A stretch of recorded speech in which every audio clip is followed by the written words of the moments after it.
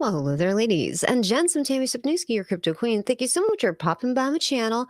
Please know this is not financial advice. I'm only here to entertain you and to remind you to only buy on those red candles, which is every single thing, right? The entire market is just completely red. And yesterday I did a video on Celsius, the Celsius network. And I was talking about, chances are it could become pretty insolvent pretty quick. So if I were you, I might consider, if you have anything staked in there, consider removing it. Whatever Ethereum or tokens you got in there, take them out, sell them, and leave them in a stable coin. This is the only way we're going to be able to really weather this crypto winter. It's terrible.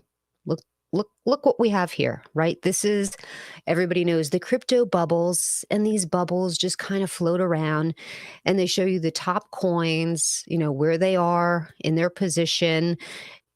If they're up, they're green. If they're down, they're red. And as you can see, crypto bubbles, it's just one big heap of red. It was like that last night. This was the first time that I ever witnessed anything this red before. The entire market completely red. Now, when you go to crypto bubbles, there's like a chance that, you have a lot red, but there's always at least some that are green. You never just have this bloodbath in the crypto bubbles.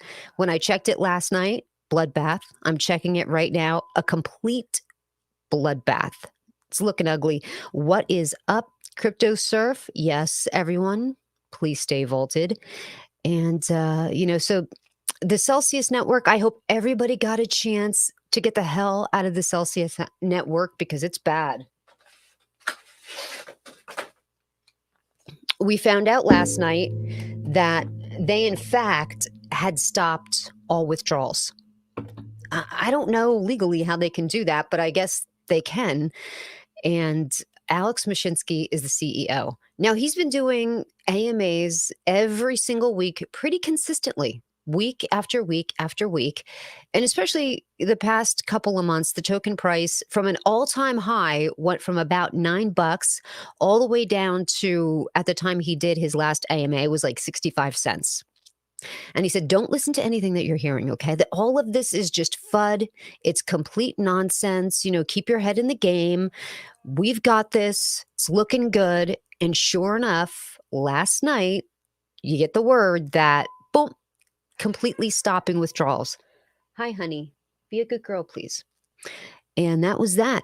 So what we're going to be doing today is just looking at the market. Not that there's that much to look at, right, guys? And I appreciate everybody who's watching right now. If you haven't already subscribed, please hit the subscribe button and the like button below. It does really help me in the algorithm, and I would really appreciate it because this past month I really wasn't making any content, had some personal stuff going on with my dad.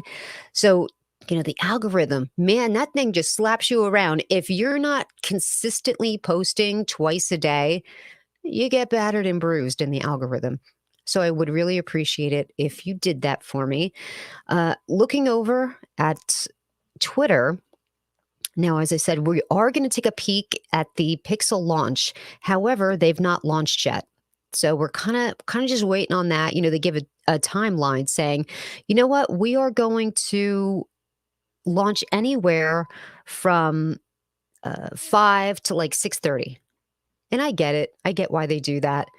But still, if you're someone like me that's covering it live, it's handy to know exactly when you're doing the launch. What is up, Steve? Welcome to the channel. Appreciate you for stopping on by.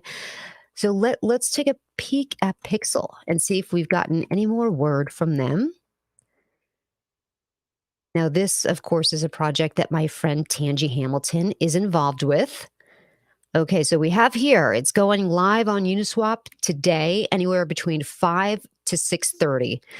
So I'm going to copy this contract address, and if you follow them at Pixel on Twitter, you copy that, and then you head on over to Dex Tools, and then you would just paste the contract address there to see, if they've started getting going. And as of right now, there's no contract address that's there yet. So we know that they're not live. So that's okay. Now let's go to StreamYard. Let's check out Celsius to see exactly what their press release said, because it's really depressing. So let's say you had about 25 ETH staked in there. You can't even pull it out. It's done. It's locked up. And they said they did this just like the olden days when people were doing runs on the bank during the Depression. People would go to the bank and just withdraw everything they had out of the bank, because if that bank closed up shop, their money was lost. They wanted to make sure to withdraw their money, leave it in their house. This way, if they needed anything, their money was there. They didn't lose it. And because all of that happened, that's when the federal government stepped in and did the FDIC, where everything was insured and covered by the government up to $100,000. So let's say you put your money in a bank, and that bank, because of hard financial times, closed up shop, just completely shut down. You would still be able to get access to your money. It was smart that they had done that.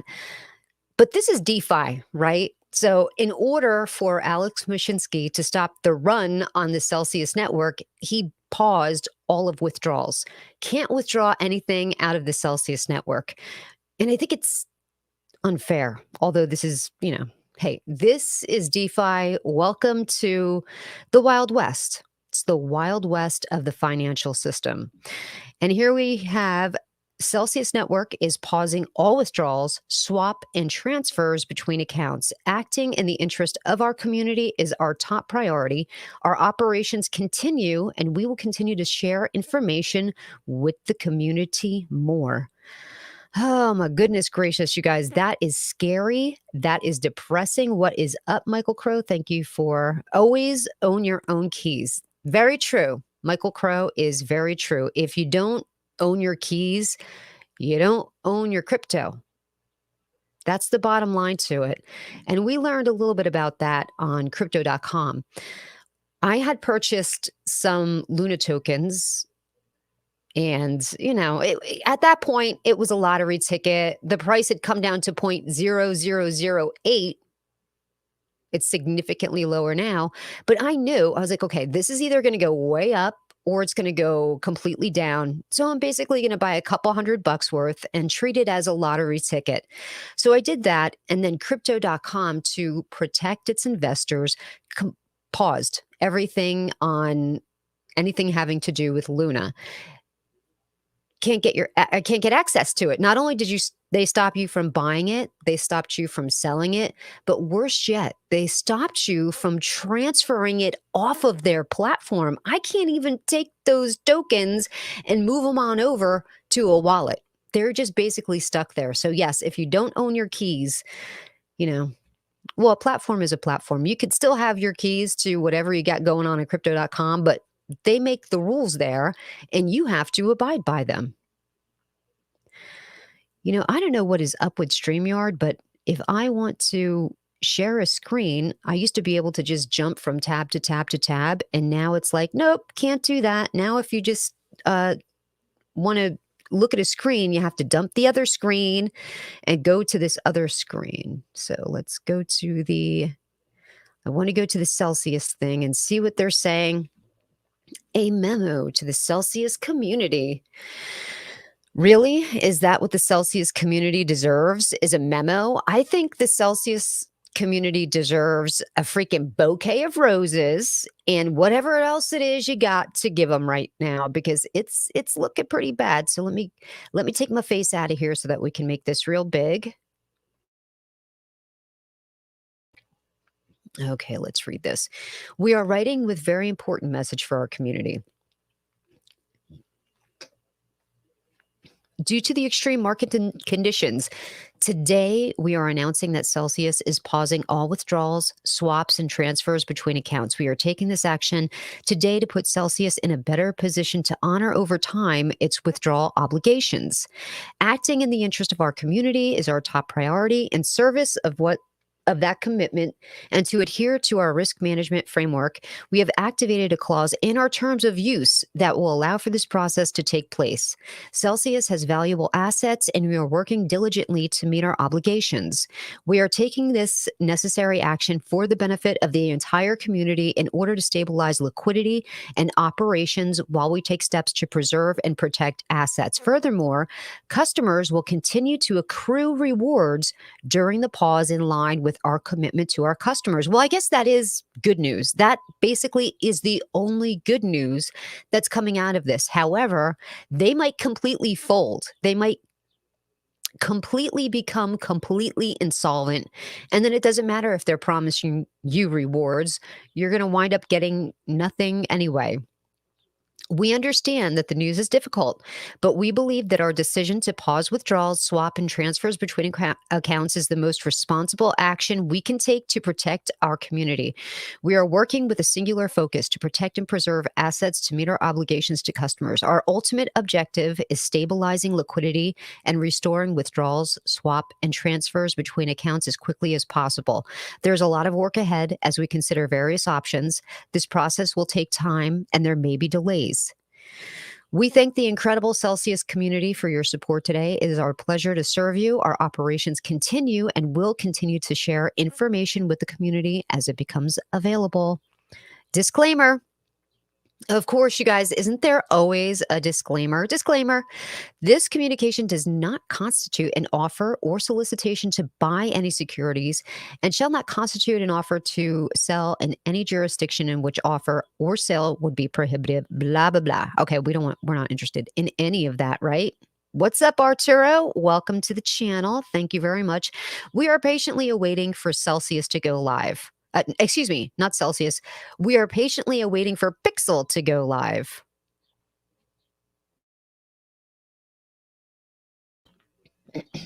Just so you know, though, just to warn you, I'm going to give you a little warning. When I did buy into the Pixel presale, now this was a few months ago, and they are on ERC20, so they are on the Ethereum blockchain. And I think I put it was either half an ETH or one full ETH. I can't really remember. But that's when ETH was like at almost 3,000. It might have been over 3,000. I'm not even really sure. So we automatically know as soon as this thing launches, it might get a little bit of a pump because we always see that happen with launches. Look at even the Saitama V2 migration. Pumped up, almost hit a penny, and now it is dropping precipitously. And a lot of this has to do with whatever your liquidity pool with, right? So Saitama is pulled with Ethereum, Pixel is pulled with Ethereum, and if the value of your token goes down, of course, the price of your token is going to go down as well. There was, Michael Crow says, Volt, Hex, and Pulse Chain will 2,000 in years. 2,000x in 2 years. Ooh, that is a bold prediction. I do have very high hopes for Hex and Pulse Chain, so we'll have to see where that goes. And I am always bullish on Volt. They're one of my favorite communities. They're one of my favorite community tokens. I think they have a lot going for them, but like the rest of the market, they've taken a little bit of a hit, which is understandable. Everything is down right now. We went to the crypto bubbles before, and she's still looking pretty ugly, the crypto bubbles. So, yep, Pixel still not live. Still waiting on Pixel.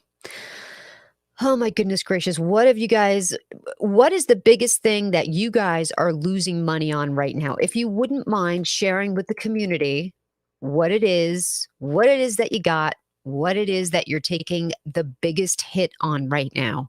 Now's a good time to buy things. But like I said, many, many, many weeks ago, if you guys follow me on a weekly basis or on a daily basis, I'm always talking about buying the dips. But like 2 months ago, I said, you know what? Being that the market is only going to get worse, if you are buying dips, it's time to pump the brakes. Don't ape into the dips. Don't go crazy buying the dips because we're going to go significantly lower and just, chill. Just chill. Let's catch a floor. How about we catch some support before we really start diligently and hard hitting those dips? I've been picking up Crow, Harmony One, things like that. The top tier tokens, all of that stuff. I've been buying the dips as we go, like 20, $30 at a time. Just dipping my toe in the water, just adding little by little. But when I feel it's hit a nice support level and I feel like the market has gotten some equilibrium and we're about to go on our way up, that's when I'm really going to start to buy. And that's what you have to do. You have to have your plan. You have to understand what your goals are and move forward towards that goal. But don't willy-nilly keep buying every single dip. You're only going to get hurt. You're going to lose money. Let's wait until the market finds, support, an area of support. Michael is saying my M share on MMF. Yep, Mad Meerkat. I have a lot of things staked over on the Mad Meerkat platform as well, not looking good. VVS not looking good. Single finance not looking good. Anything that's on crypto.com DeFi is taking a hit. But right, that's like the entirety of the market. Everything is taking a hit. And the best thing that you can do, I hate to say this, but for tokens that, like my Ethereum, Bitcoin, those type of things that are really big money, I've sold them and I've moved them over into a stable coin. That at least is going to completely hit the brakes for me. Even though the market is suffering, I'm not feeling it because I got some Tether, I got some USDC, I got everything parked in there. I have the BUSD, which is the stable coin for Binance. So anything that, I didn't want, I dumped it, I parked it into the stable coins, and I'm just going to ride this out. I'm just going to ride it out. Now, of course, anything that I have on the platforms like mycrypto.com, Binance, Coinbase, I'm just going to let it sit there. I'm going to, continue to buy dips, not hugely. Like I said, I'm waiting for support, but anything that's in my DeFi wallet, I'm stable coining up. And that's really what you have to do.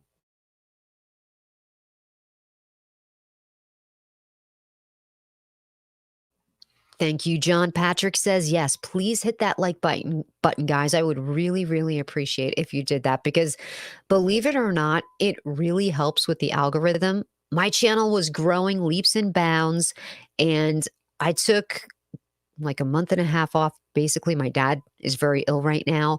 And man, did I get spanked. I got spanked in the algorithm hard. So if you wouldn't mind doing that to help a girl out, help a sister out, I would very much appreciate it. Thank you. So let's, I'm dying to see some of these comments. Let me get the share page back here so that we can read through some of the comments that people are saying over on Twitter because of Celsius. Let's see. It's always important to know what these people think, what the community is saying. Are any of you staked on Celsius? Does anybody have anything over there? I hope not.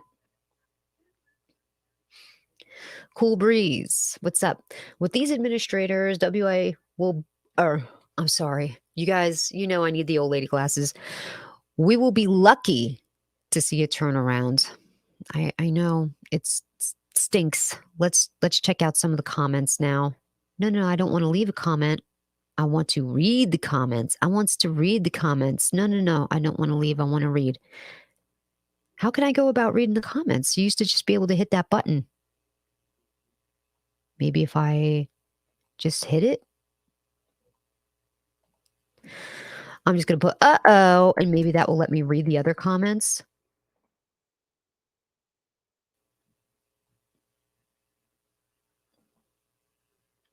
No, this is crazy. You know how you used to be able to just hit comment and it would populate the comments? You could read it all. We do this. Here we go. LOL, somebody said. If you don't have free, unlimited access to your own funds, then you're really out of funds. Yep, that's very true. Richard Hart. Richard Hart did say, "I want to help you. Contact me. Let's see if we could get this worked out, Celsius." So he did put it out there. He had been saying that for weeks. Please, a money I have is in Celsius. Oh, my money I have in Celsius. It's not much. Just let me withdraw it. That's not going to happen. It doesn't matter how much you plead with them. Once it's on lockdown, it's on lockdown. They're not going to open it up just to dole out a couple however much Ethereum to people that are begging. That's not how that works. I have USDC in my account that I want to use to repay my loan that has a margin call right now. This poor person, flying spoon. But I can't even repay the damn loan because of the transfer freeze. This is ridiculous. If the market tanks, Celsius will liquidate my collateral even though I can pay off my loan. Y'all make me wait 24 hours and then no withdrawal? This is painful. I really do think I should have control of my own money. If I already initiated the transfer 2 days ago, you should give it to me. Oh my gosh. So even though they paused withdrawals as of last night, it seems like they're really, backdating it a few days because this person requested a withdrawal days ago and they still haven't received it. Michael Crow says, Richard Hart does my thinking for me now. LOL. He is a smart dude. I have to say, he's a smart dude. I am staked in Hex. I have the 5555 staking. So it's staked for 15 years. And hopefully by the time, and I did $1,000, right? But I bought into Hex when it was 12 cents. I think it just dropped down to 4 cents now or something. So whatever. But in 15 years, I'll have to see what it says. Poor Stephen C says, everyone read the memo, have a shot of bourbon, and just calm the F down. There's enough FUD this week without tweeting more negativity and fear. Celsius has got this, and your assets are fine. Man, he might have done a couple of shots of bourbon, right? This guy's chill, but I hope he's right, but that's not the feeling I get. If you guys have 6 of my Bitcoin, please don't do this to us. Give us our Bitcoin back. My family and I have sacrificed and worked so hard. These are the things that you read them and you cringe because you know how that feels. Have you ever been so desperate for something that's yours, and no matter what you say or do, you just can't make it happen? That is the most frustrating thing in the world. Welton says, token XRD, the DLT rates best off the best. Okay. Token XRD. I've heard of XRP, but I don't know of XRD. I'll have to give that a check in a second. I'm going to go through a couple more of these comments because it's still bad. Hey, I have my entire life savings with you guys. Sold everything I had a few months ago. Can I get some help, please? No, you're not going to get any help. Literally, I had 20K of Celsius, 1 Bitcoin, and 5 Ethereum there. I already lost 50K in Luna and a few million from not selling earlier. Totally bankrupt now, from zero to multi-millionaire, back to zero. So this person had nothing, started with nothing, built to being a millionaire, and now because of this market crash has nothing. I hope my assets are released soon. It's my life savings at stake. Please have a timeline, pulling a Robinhood LOL. This is where your money went, to FTS. Look up who runs them and ask why. Okay, well, this is what happened with FTX. They didn't take your money. FTX had money in Celsius as well. So in case you're not, greetings, Dr. K. Thank you. Welcome to the stream. We are waiting on Pixel to go live. We don't know when that's going to happen. I'll keep checking to see if it's gone live yet or not. But as of right now, it's not live. So not only did regular people have their Ethereum and Bitcoin and other assets staked in there, but other projects did too, like FTX. So they withdrew 50,000 Ethereum last week. This is what I said in my live stream yesterday when I was doing a live stream on Celsius. It's these people, the Alameda Research Group. That's who FTX is, the Alameda Research Group. These people start pulling assets out, start getting their liquidity off that platform. They know something, right? Like when the Alameda Group started to cash in their UST, that's the stable coin of Luna. Like a week before Luna went south, they were selling off their UST. It's like these bigger groups know things that you and I, as a regular investor, don't have the pleasure of knowing because we're not in that group. They don't care about you and me. They're hoping to bleed us dry so that they can get even richer.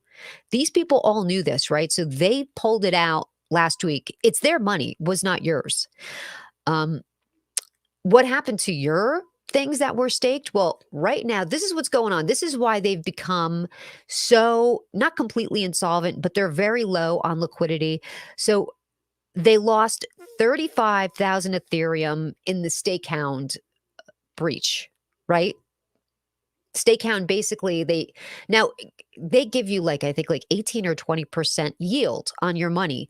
Well, they can't just give you yield by parking your money on their platform. They have to take your money and put it to work to generate revenue. They have to generate enough revenue for you to get your rewards plus for them to be profitable. So they sprinkle seeds everywhere hoping things will come back. So they apparently staked it in the Stakehound. Stakehound lost the keys to the wallet where all of these other things were staked. So now that is just sitting there. Nobody can get into it. It was an incredible mess. Wound up being like $70 million worth of Ethereum that Celsius Network lost. Just them. They lost 70 million. That was just them.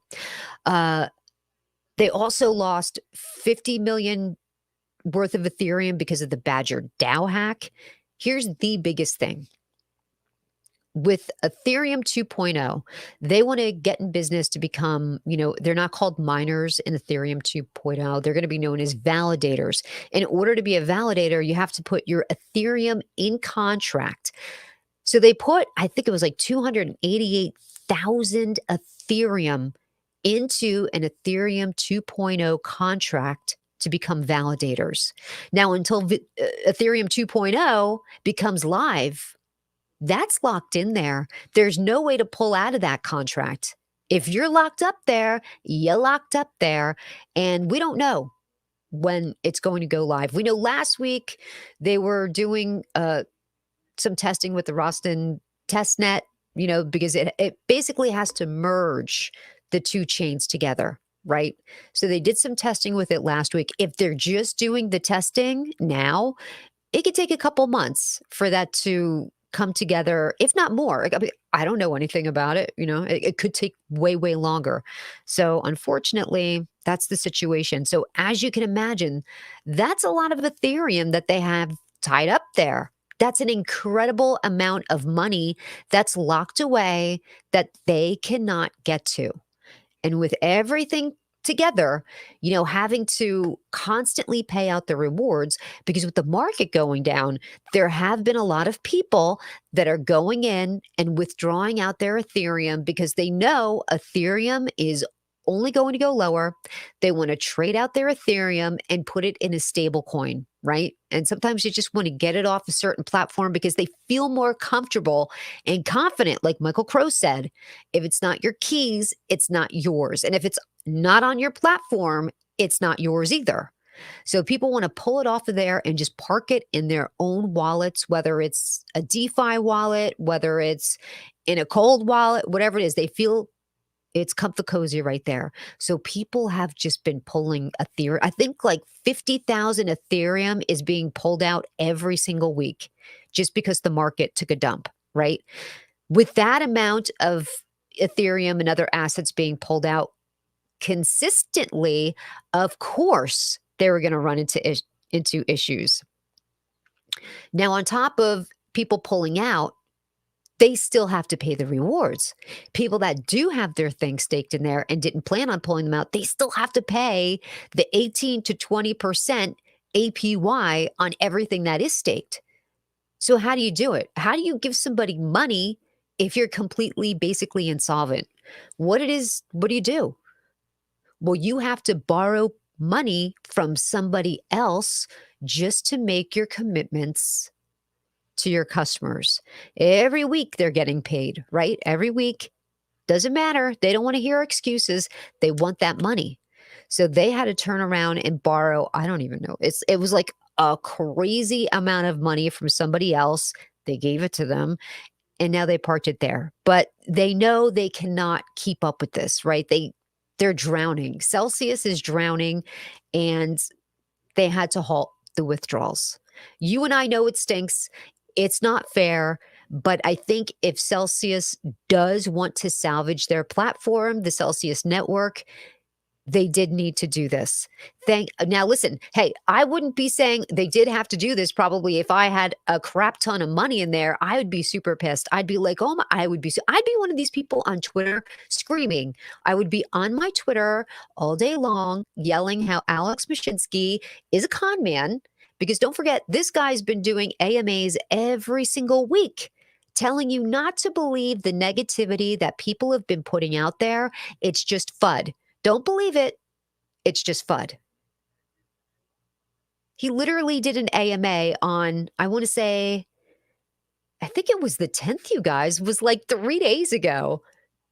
And like 2 days later, he locked it up because he locked it up last night. So he gave an AMA, and within 2 days, he locked it down.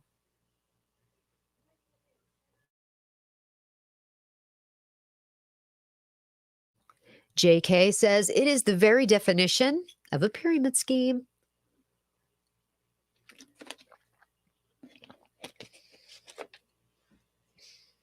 Brick house, you know you've heard this before. We've heard this before with every other thing that's shady as shit. That's the one thing about bear markets or market downturns that happen very suddenly, very quickly, and very sharply. They always reveal the projects that are truly not solid. The projects that are in trouble, they're the ones that are going to telegraph first that something is going on, something stinks, they're not meeting their commitments to their customers, they're trying to ward off creditors. That's what happened with Bernie Madoff, right? In 2008, when the market went south, it exposed him. It completely exposed him because he was no longer able to pay people their money because there was no new money coming in. It's the definition of a Ponzi scheme.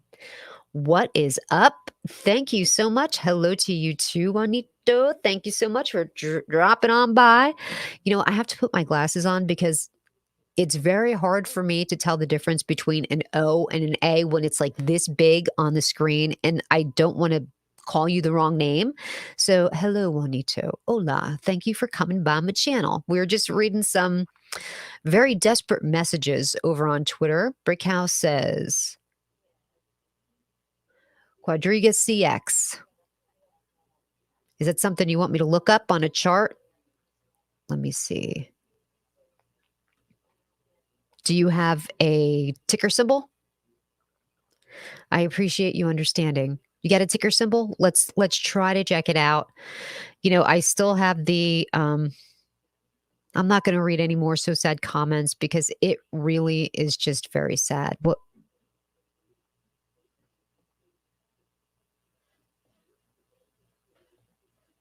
go to something else. What is up, Dan? Thank you. 2014 scandal. Oh, okay. So the Quadrigo CX 2014 scandal, anything that's, in turbulent financial times, any projects that are really not worth their weight, they're trying to hide something, they don't want the public to know, it always gets exposed. Always gets exposed because there's no new money coming in. And those projects that rely on money coming in all of the time, if that money's not there from new investors, they can't make their commitments. It's what it is, peeps. That's what it is. So let's go to share screen because what we're going to do now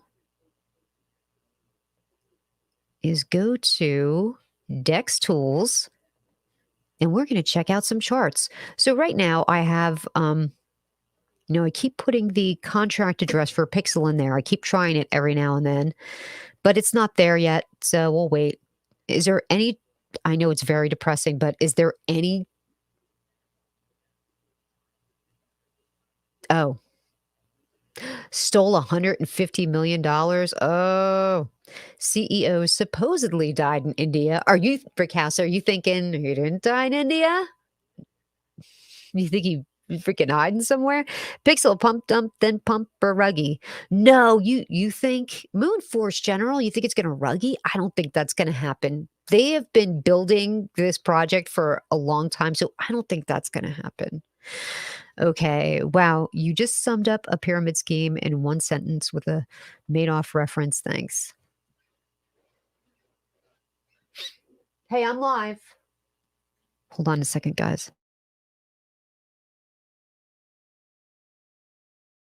I did tell my girl I'm live because, or not, she'll start vacuuming. Juanito, Tammy, how is your outlook on Safe Moon? I am a holder. Yeah, like I lost a lot of money in Safe Moon, right? They had the V2 as well. And I thought the V2 would, help the project because V2s do help. And I know SafeMoon has a utility, they have their wallet, but they need something more. I don't know what it is they're gonna do, but they definitely need something more. The wallet's not cutting it. You never hear about SafeMoon anymore, ever. I'm on Twitter a lot, probably more than I should be, and I remember 6 or 7 months ago, like every fifth tweet was about Safe Moon, and the Safe Moon community was all pumping this stuff like it was Safe Moon and Saitama. They were dominating the Twitter space, dominating. And you don't hear about Safe Moon anymore. People, I think, they've become distrustful of Safe Moon. A lot of people lost money I don't know what happened with the token conversion, but it seemed like when they went to V2, my tokens, which were worth a certain amount, now I understand they brought the token amount down just like Saitama did, but it shouldn't have dumped that much in price. Like, regardless of what the token count is, you expect to get the same amount of money back. You get less tokens, but it's worth the same amount of money. I wound up taking like a couple $1,000 hit on SafeMoon. And I was like, oh, okay, well, there goes everything. So when Gate.io closed down, I moved my assets from Gate.io. Anything that I had that had a wallet. SafeMoon had a wallet. I sent my SafeMoon over there, and I sent my Saitama to SaitaMask. But I don't use the SafeMoon wallet. I don't use SaitaMask. It's just parked in there. So I haven't heard anything. It's funny you talk about SafeMoon because I've not thought about SafeMoon. I haven't heard about SafeMoon. There's nothing going on, I think, which is pretty sad. They should. Juanito is saying exchange and the debit card. But is it an exchange or is it like a swap with the wallet that you can get certain tokens that are listed, or is it an exchange and exchange? See, I don't know about the debit card. Do they have a debit card now? I mean, if they did, that would be cool. But see, if someone like me that's on Twitter all the time, I don't know that they have a debit card, that's a problem. They're not marketing it well. I guess they just don't have the right people pushing their project anymore. It seems like a lot of people just jump ship from SafeMoon. Happy New Year already? Saitama and the Safe Moon drama have been crazy. Yeah. So what's been dominating Twitter is basically Saitama and Volt. Volt is all over Twitter. Every other only thing I hear is a scam. Uh, Volt is all over Twitter. Every second tweet, it's about Volt because they've got, even though the market's down, like, excuse me for 1 second.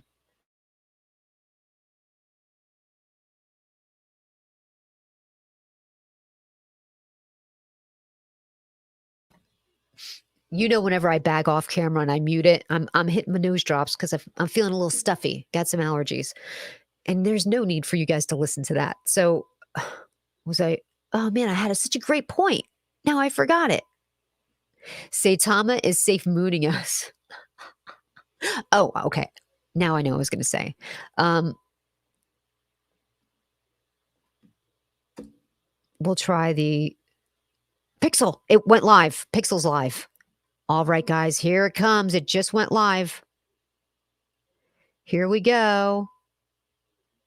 0.003. Oh my gosh, we already have a little bit of a sell-off. Let me change the candles. We'll change it to minute candles. And it just launched. I must have hit it just in time. So even though the market is crappy, right?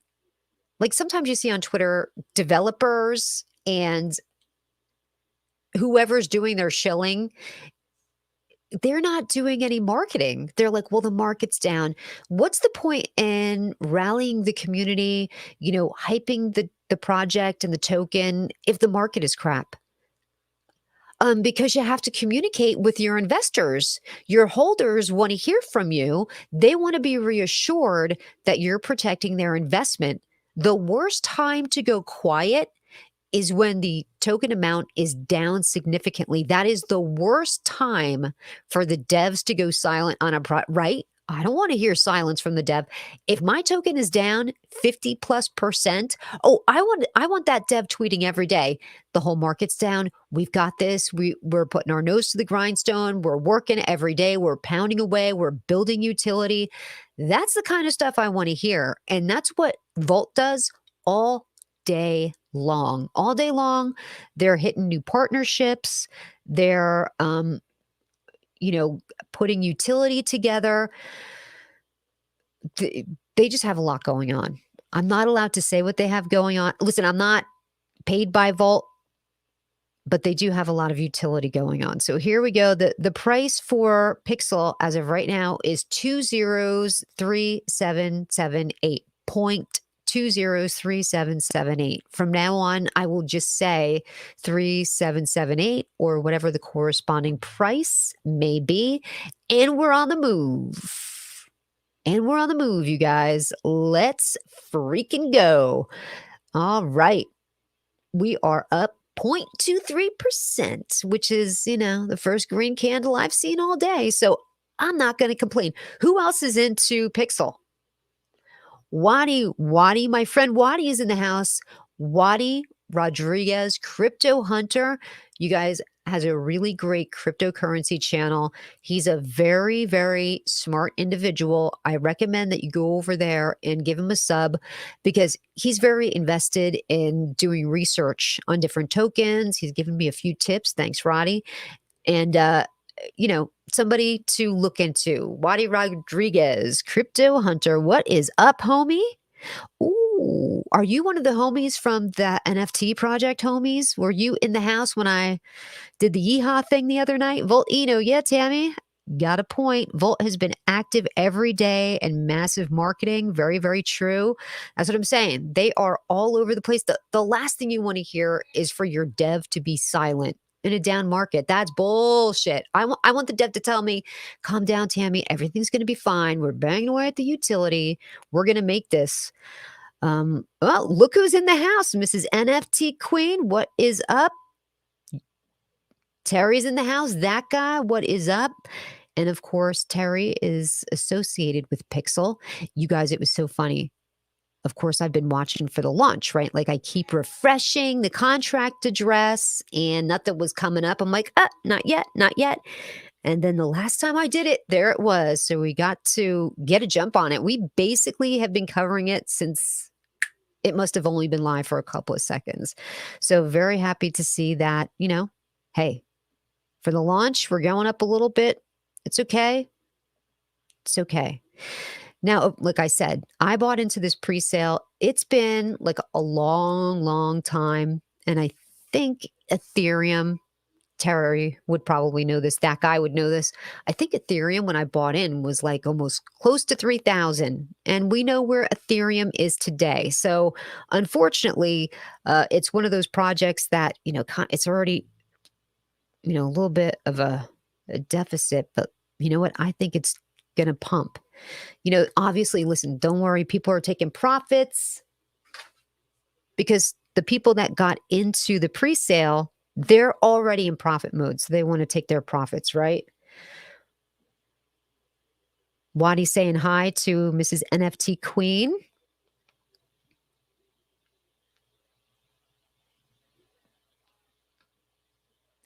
I just wanna make sure I imported the contract address into my wallet. Yes. Yes, I got my Pixel tokens, and I am ready to rock. Oh, look at that go ooh, okay. Was a nice solid green candle, and then we came down. But don't forget, listen, dudes, I'm on a minute candle, so that's, it's really gonna dramatize what it looks like. I'm gonna pull it down a little bit just so that we can get a better view of it. The price is 3,775, and we're gonna marinate here for a little bit. Marty says, oh,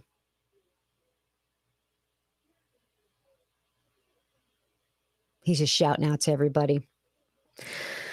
Okay, so here we are.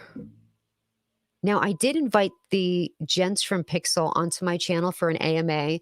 They did have a round of AMAs that they had done, that they wanted to get out there and communicate to people prior to the launch, but they said they're going to do a next second push for marketing and that they're going to jump on here because if you guys remember Tangi from my channel, Tangi's involved with this project and I would love to have them on the channel. I'd love to get her on the channel to talk about Pixel because it's a good project, right? There's a lot of people that are involved in this, a lot of people that know a lot about crypto. So it makes you feel comfortable when people that you know and that you trust are in that same token. You're like, okay, this is good. If they're in it, I feel comfortable dipping my toe in the water. So if Tangi's in there, it's good.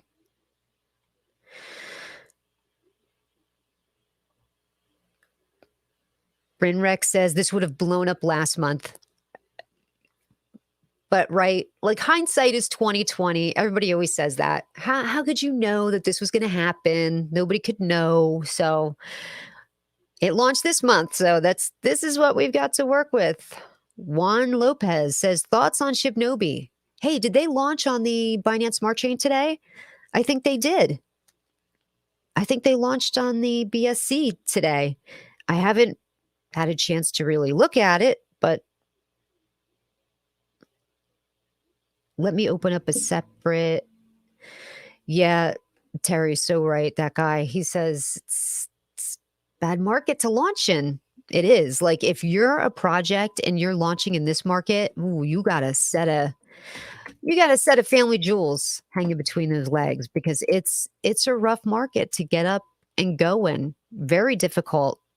It's getting pounded. No matter what it is, you could have a rock solid project. People need their money. People need money to live.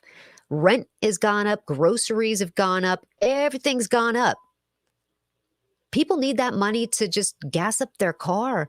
Gas is outrageous. It is bad. Like I remember like in early 2000 when we went to war in Iraq, the gas was like 4 something. So it was high back then. It was not this high, but don't forget $4 was more money, was less money than it was back then. So it's, we're at that same element. Shinja BSC is moving. I'd rather touch Shinja than this Moonface General. Shaman now. If they did launch, it was a bust. Their price dumped today. Did it really? People need gas money. Gas money and giveaway money, I should say. So let's see what Shinja is over on BSC. I won't pull it up. I'm gonna leave the pixel up on the thing, but I just want to see what Shinja is over on Pancake. I have to say, I do like the new Shinja logo. I think it looks sharp. I think it's a good idea that people start to move away from that meme coin BS. I think it's stupid. I don't know why people did it to begin with. It looked stupid. I almost used the R word, and that's not cool. Hey, it's up 50%. So I don't know what you're talking about. It dumped. What do you mean it dumped? Shibnobi on BSC is up 50% right now.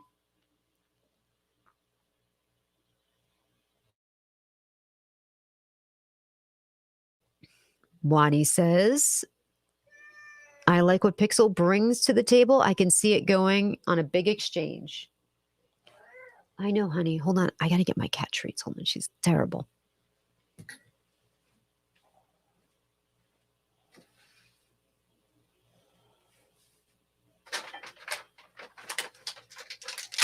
Okay, but leave me alone, okay?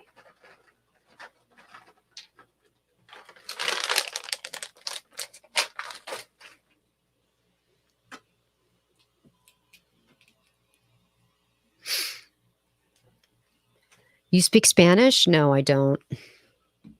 People think I am Spanish, but I'm not. I'm Polish. I'm just dark. I'm a dark Pole. Come on, Pixel. You can do it. Right now, we're at 3758. Shinja's still pumping. So I don't know what you meant.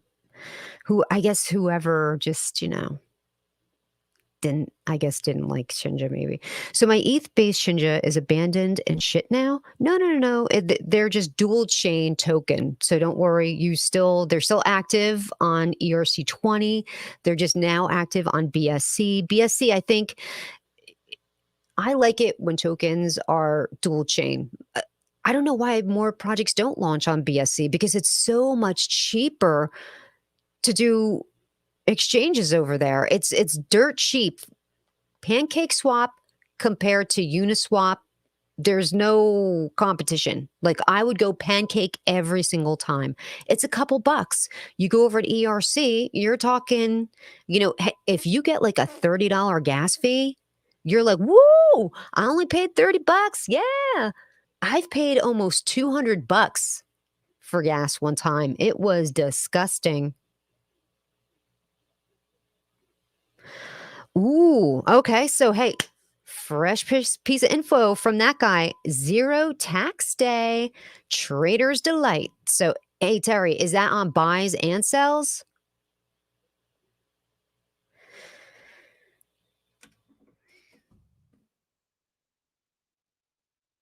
And I need a new laptop. If I have more than 5 tabs open, it's just slow as hell.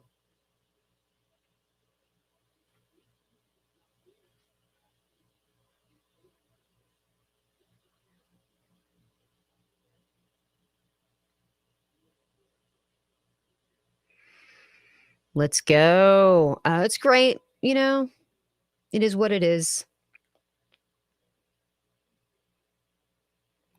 Terry says, kind of stealth launch, a little more marketing would have done wonders. Yeah. Yeah, you're probably right, Terry. They weren't very active on Twitter. I know at one point you were tweeting nonstop about Pixel. Are you still associated with Pixel? Homie Click says, but it's easier to dump on the BSC side. Yeah, but if people are going to sell, they're going to sell anyway, regardless. If you're looking to get out of a project, you don't really care what the gas is. You're going to dump out of it. Unless you just have, like with Saitama, right? Like I wouldn't, at one point, the tokens that were in my wallet were only with like $15 or something. Like it's not worth the gas fee. I wouldn't have sold it. All the other swaps are cheaper by a lot. Yes, ma'am. He's still there. Pixel. Oh, don't say that. Listen, the whole market's down, guys. This is not surprising. Like I said, when we initially bought into the pre-sale of Pixel, Ethereum was, I think it was $3,000, if not a little more, a little less, like in that area. So naturally, Pixel is pulled with ETH, right? That's the liquidity pair, Pixel and Ether. Now, if you think, okay, well, Ether is now worth less than half, this is going to happen. So it's really not a shock. And like Terry said, I'm on the back end. Working on that back end. A lot of work on the back end. This is to be expected, especially in this market. But If they want to finally just kick their project off and going, they've got to just do it. They've got to just start it. We don't use the S word in the chat, LOL, aka. Oh, you're right. It's funny with Volt live streams, they always tell me never say that name. They're like, call it token A. It's token A. Did you invest in Darth Vader token, Tammy? Darth token. Yeah, I banged in and out of that like one day. I bought in and I dumped the next day.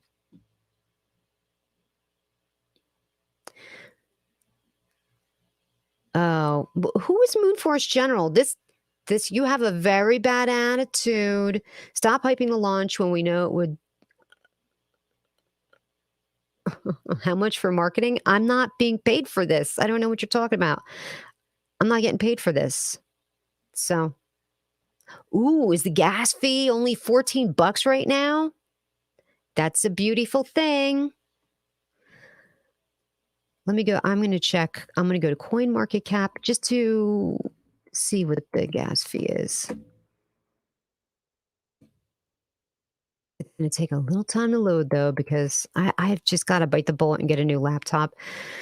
Ooh, yep. Gwei is 55 right now. Gigaway. Gigaway.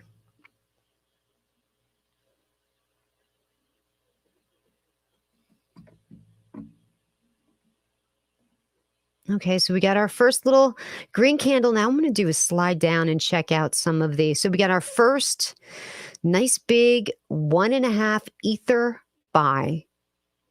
Now see these cells. These are not big cells. You see 0.06 somebody sold. 0.1. These are people that probably didn't have that much money to invest, but they wanted the opportunity to get into a pre-sale. So they invested, and then the price of ether went way, way down, and they just decided to sell out. Like they're like, hey, market moved against me and now I need that ether. So I'm just going to dump out. I mean, that's just, look, it's just the truth. When I see a sale that says 0.09 ether, that's nothing. And we have some robot activity here. Oh, no, not robot. Oh. Okay. Well, we're getting hit by bot activity.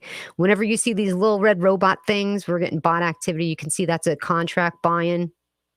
So somebody stuck a smart contract bot, like a MEV bot, basically. Look at this. Somebody bought in 13.5 ETH when it launched. So let's go up. Another ETH buy. Let's go. So, guys, it's just slow. It's the market. It's not the project. It's the market. And we all know it. We all know it.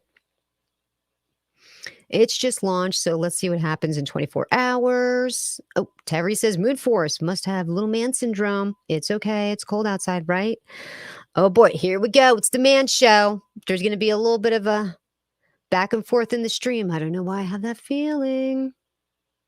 Actually, no, bots are not red flags. I've seen a lot of MEVBot activity in a token that can actually help the token, right? Like they put volume in there, and it's not really stripping anything.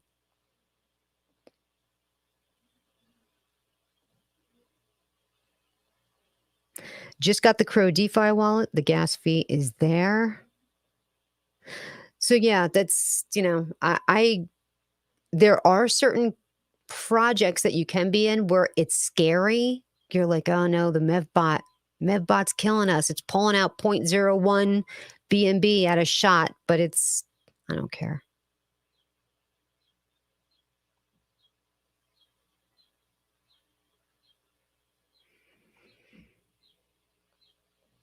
Trying to think what else I degened into lately.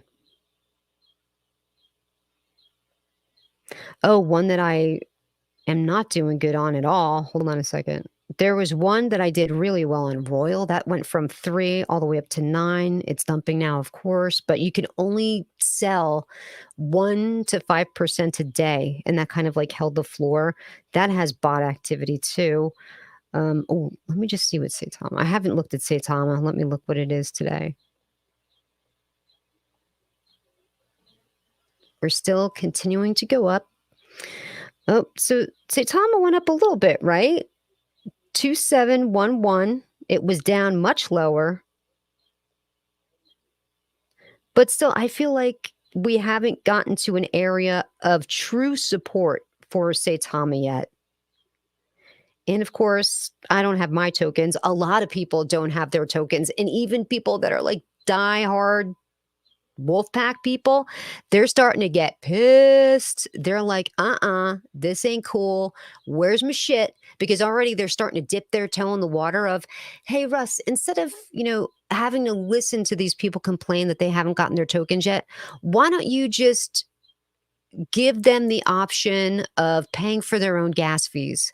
Well, what the hell's the point of that? If they have to pay for their own gas fee, chances are maybe their wallet is not even worth the gas fee.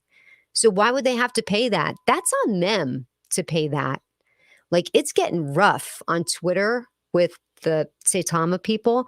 I told you Torres got kicked off Twitter, which is, I don't know how cool I am with that. Like, the guy always called me a tranny and this and that.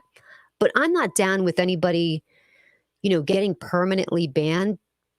I think he made a lot of his money on Twitter. Like, his living, I think, was based off of hosting AMAs for different crypto projects and shilling different projects. And now he's got nothing. Now he basically has to start from scratch, 0 followers. And who's going to want to throw this dude an AMA if he doesn't have any followers? Here's another thing, though. This dumbass got on a Twitter space talking about how Twitter told him he can't ever come back at all. Ever. He's not supposed to be on there ever. He's like, I'm going to get an alternate email address and I got friends and I got phones. I'll be good. I'm like, man, you shouldn't brag about it. Like, that took some cojones, if you ask me. So he'll be back, but I'm not down with people losing their income. I just don't like that. Oh, man. I'm not going to read that, Moon. Union Crypto, when you get on Uniswap, buy wrapped Ethereum and then the coin you want, and then have a little ETH for gas, and it makes it cheaper. Use wrapped Ether, make it swap better and cheaper. Thank you, Union Crypto. Steve the Canadian, with everything he said and the damage he caused, he deserved it. Saitama Twitter is a shit show. Yikes. Yes, I'm talking about Torres. You know what?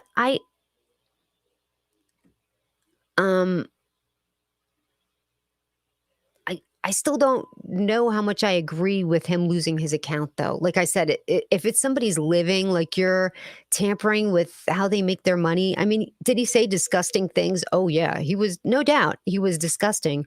But there's other people that are disgusting as well. Are you going to start to rip everybody's Twitter away? I'm not cool with that.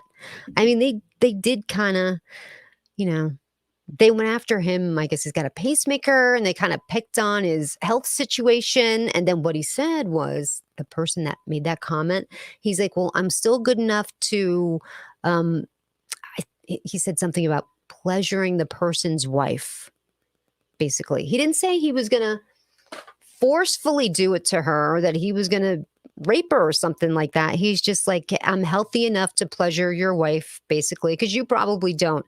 It was like a back and forth jab. And because of that, that's why he got kicked off Twitter. Moonforce says Torres did the dirty work for the people. He is protected no matter what. Protected from who? Like, they kicked him off of Twitter. Twitter doesn't want him back.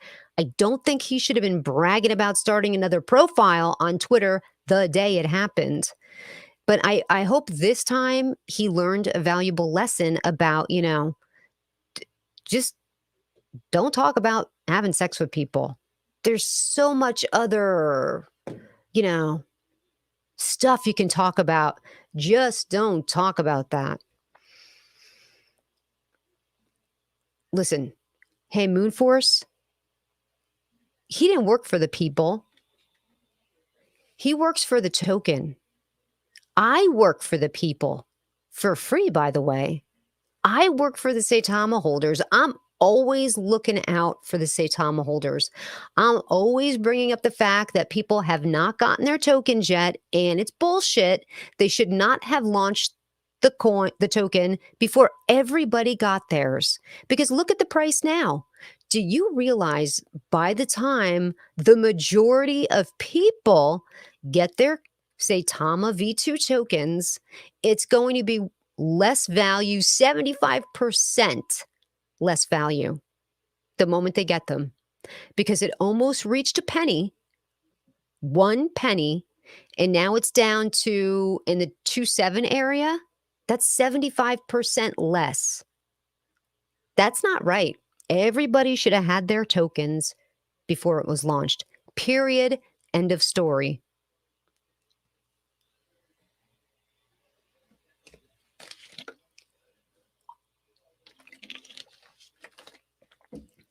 Whenever I see scams trying to be run on Saitama, I retweet it. Like, hey, watch out for this person. They're looking to get your tokens. This person's pretending to be Russ. Report this account. Beware.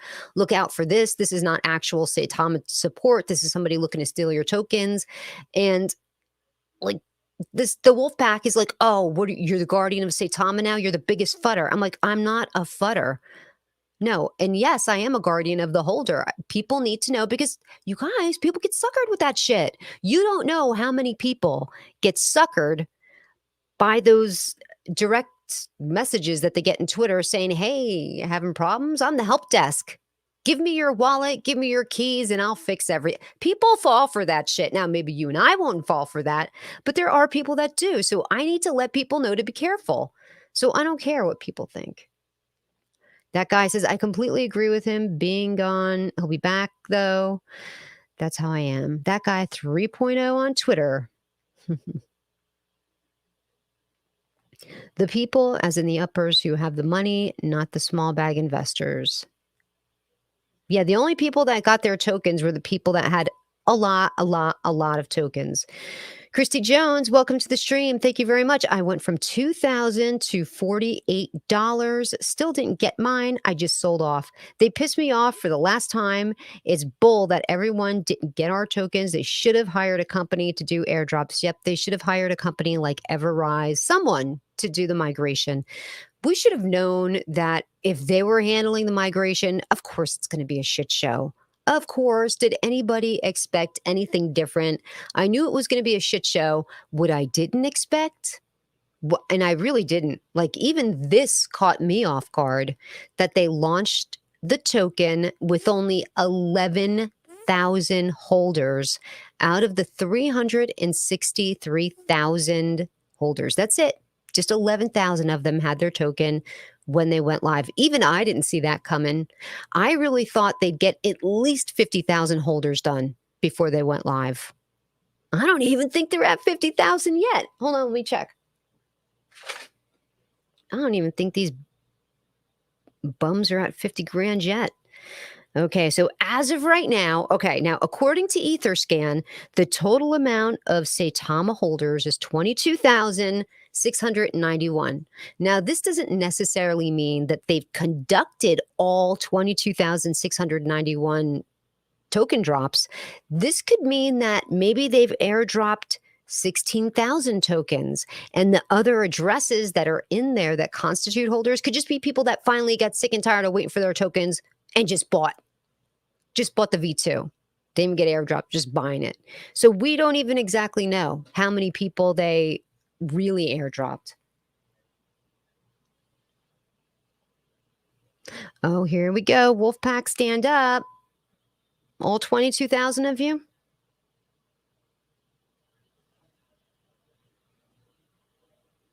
Wolfpack, sit down.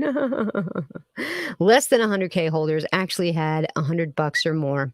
Now, here's the scary thing, right? They're talking about if your tokens have a particular value, they're not going to send you your tokens. I think they had it at $1. But here's the thing. If you bought in at the all-time high, whatever it is that people could afford to buy, like, don't forget, people that live in different countries I'm fortunate to live in the United States where $100 is not a lot of money to me.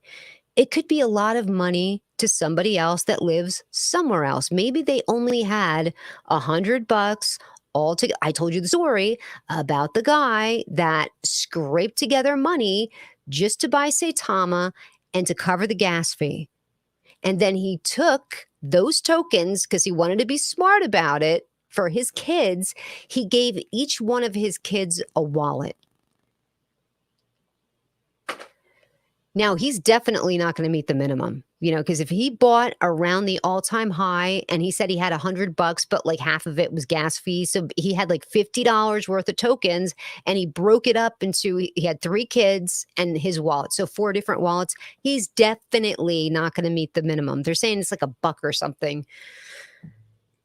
So those tokens are gone. And then you see the wolf. It's so funny to see the wolf pack on Twitter saying, we're going to be $1.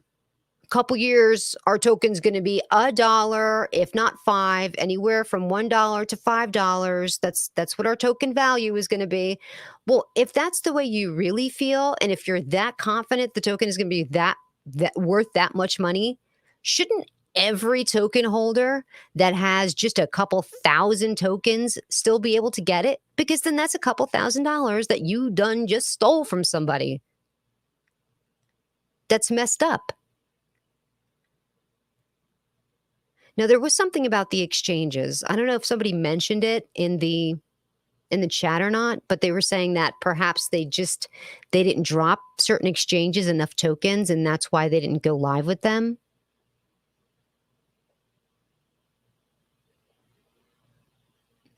I had 200 billion Saitama tokens left and haven't seen an airdrop yet, but yet these exchanges are doubling up on it, are drops on some of the people. So 200 billion, that means I think you're going to get, is it 200,000? You might get like 200,000 tokens of the new token. Imagine going all in with 2K with no crypto experience research, better off to the casino. Now, when the bull market comes, you won't be around. See, this is the messed up attitude that a lot of the wolf pack has. A lot of the Saitama holders, they kind of say the same thing, right? Like, oh, well, you should have known when to take profits. If you didn't take profits at the all-time high, then you're stupid. You don't know how to invest. You're just, maybe you don't even belong here, right? Go to the casino. I think it's wrong. Like, listen, everybody starts somewhere. Not everybody's a professional on their first trade. And don't forget, Saitama was on a hype trade. They got everybody into this token. People that didn't know anything about crypto, they were able to market them into this token, not knowing much about it. They didn't realize it was nobody does. When the all-time high comes in, nobody knows it's going to be the all-time high. But here's the other side of the coin, okay, Moon? What about the people that didn't get their tokens? And what if the almost hitting a penny was the new all-time high, and that's the all-time high that it's ever going to reach? Those people weren't allowed to realize their profits. That chance was stolen from them by Russ. Okay, not to mention the missing reflections. Every transaction and trade and transfer that goes on, people that haven't gotten their airdrops, they're missing out on those reflections. It's bull. I know, but I gave you treats already. Eat those. It's bull.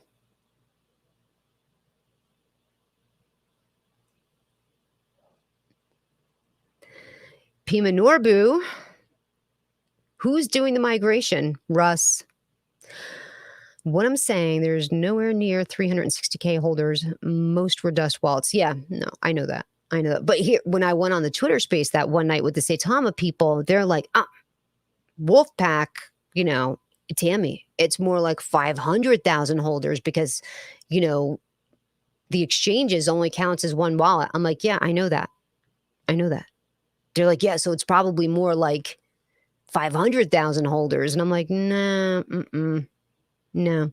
As we can see, if you just look at the amount of airdrops that they've done, like I said, whatever it was, 22,000, is it? 22,000. The deployer wallet has like 3% left in it. That's it. They've practically gone through all 100. Is it 100 trillion tokens they have? They went through all 100 trillion tokens. That's 3% is all they have in their deployer wallet now. So a good portion of that number, like Terry said, is dust beyond dust. Now, when I talk about people that didn't get their tokens, like they have a little bit, there might have been just crumbs left over in somebody's wallet. They sold everything, but with the way Uniswap works, there might have been like 0.00 some odd amount of token in the wallet, and they're still considered a holder. So that person doesn't necessarily constitute a true holder, but they have some amount of the token in their wallet.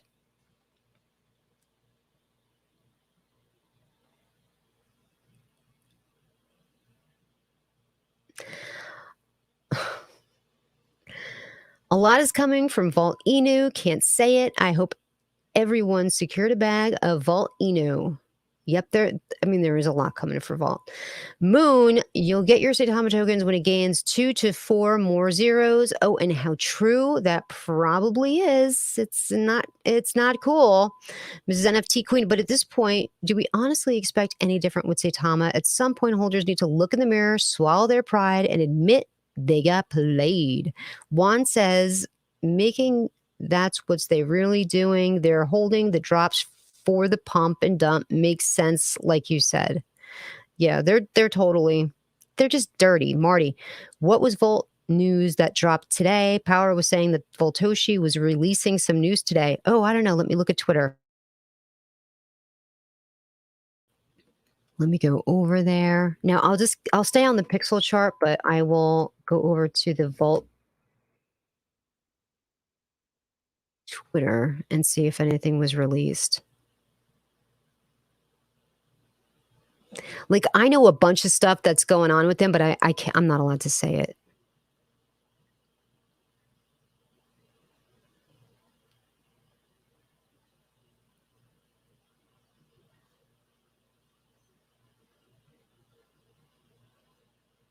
Looking to see if there's any news. I don't know.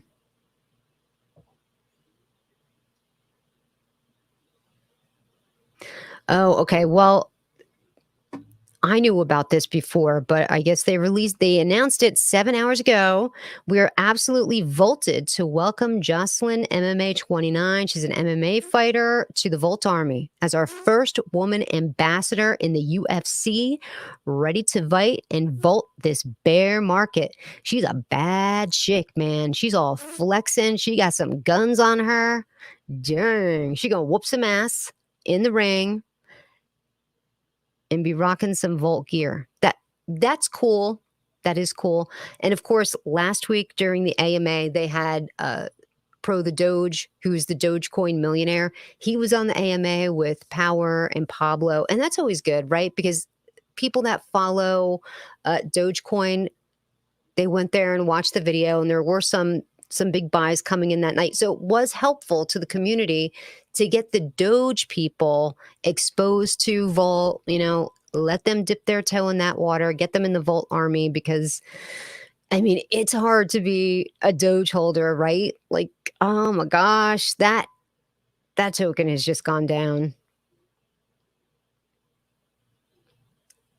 I have 40K Saitama tokens, so don't count me. I'm dust in the wind. Yep, 40K is not that much. That's how did you get 40,000 tokens? Did you buy 40,000 at one time? Because I can't imagine. Because I think, maybe, I don't know. I think when I initially started to buy into Saitama, I think 1 billion tokens was like $100. Unless you just bought like a couple bucks worth. Marty at Moonforce General, that seems to be a common thing with Volt. Fill your bags, Marty and Moon. How come screwed up tokens moved to India like Terrarium and Saitama? Well, I don't think it did move there. Like the Terrarium people, they're all Indians. The CEO lives in India, and that's where their exchange is going to be established. I don't know why Saitama did it, which is funny because when it comes to exchanges, India has really tough regulations. Saitama probably would have been better off going to Malaysia or some country like that. I don't know why they chose India. I mean, I get it that labor is not that expensive in India, but their regulations are seriously hard. Like, I don't even know if Russ would even be allowed to be a part of an exchange because if you're an exchange, it's centralized. It's like a bank. You can't have a criminal record and be associated with a bank.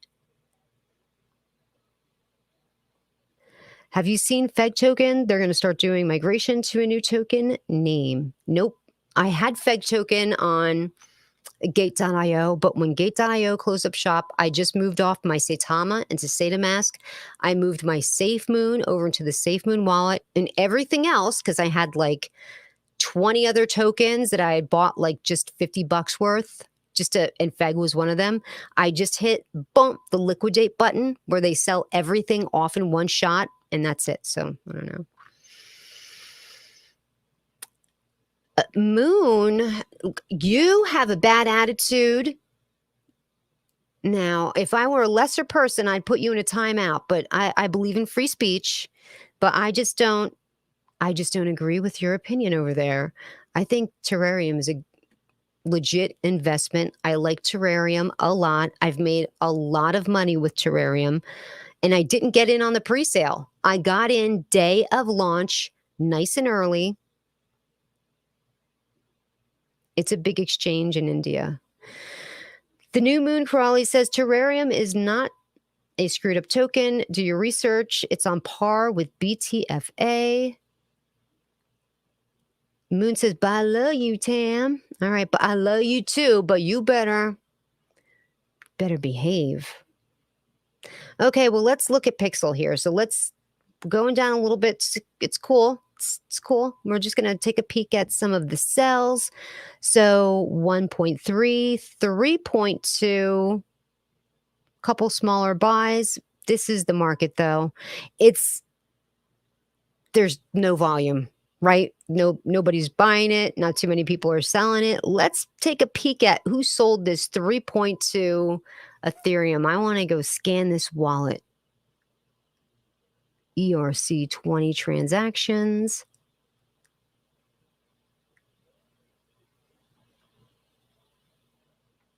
So they were airdrop tokens.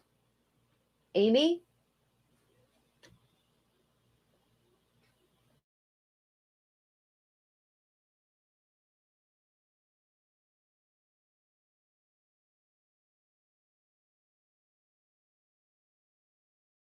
Tell my girl to fetch me a drink.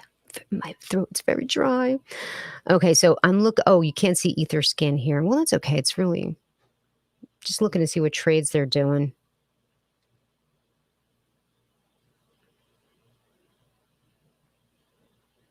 They don't do too many Ethereum transactions. Digital Ape? What token is Digital Ape?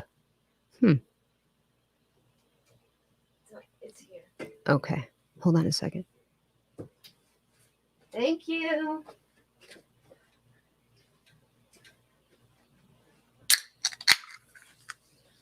It's a Coke. It's not a beer.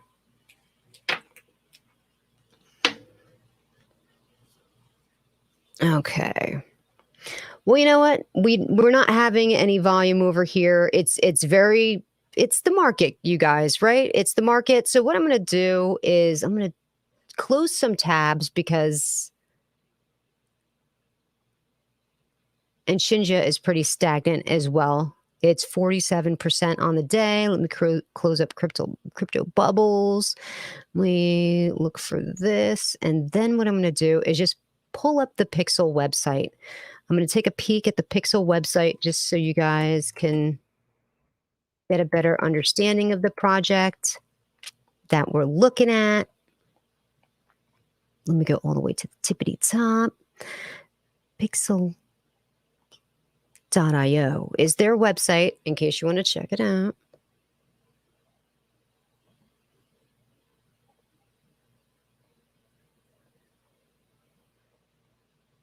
Okay. Well, let me just tighten this a little bit.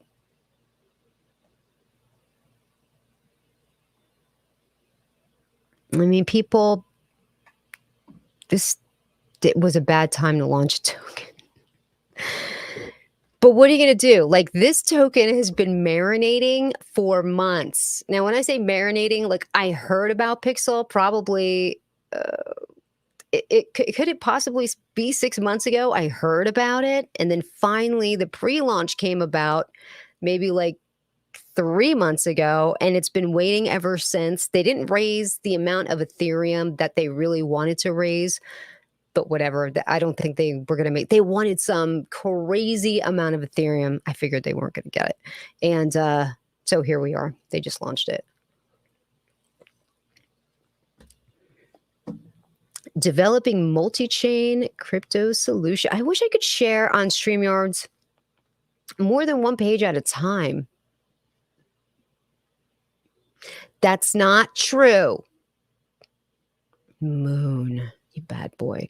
Caution about Ethereum tonight. It might hit 900, so be careful. Yep, I told everybody to park their shit in stable coins. It's the only way to protect your assets, people. It's the only way to protect your assets.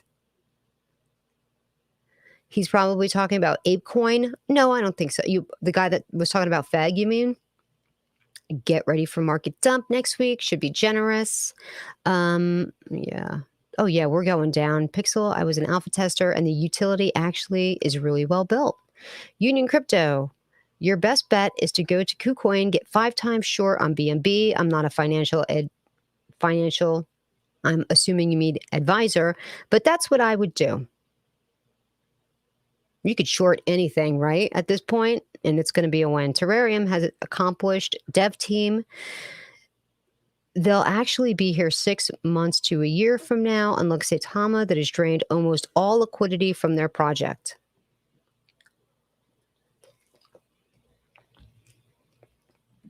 Isn't the liquidity locked in Saitama, though? Listen, you don't have to try to talk me into to Terrarium because I love Terrarium. I love me, Dr. Praveen. He's got 108 wallets that are loaded with Ethereum or loaded with Terrarium, and he's not going anywhere. Not buying anything this week. It's going to be a dead cat bounce. That's absolutely true. Don't get faked out. Just when you think we're hitting support, that's what a dead cat bounce is. It's going to come right down. I don't care if you're looking at a chart and you're like, ooh, it's a head and shoulders. Nope. It's going down.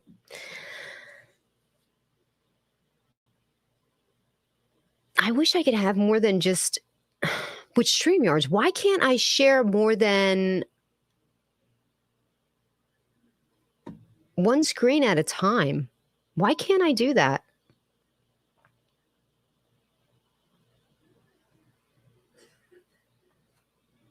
I'm going to share the website screen. Hold on a second. And then we'll go right back to it.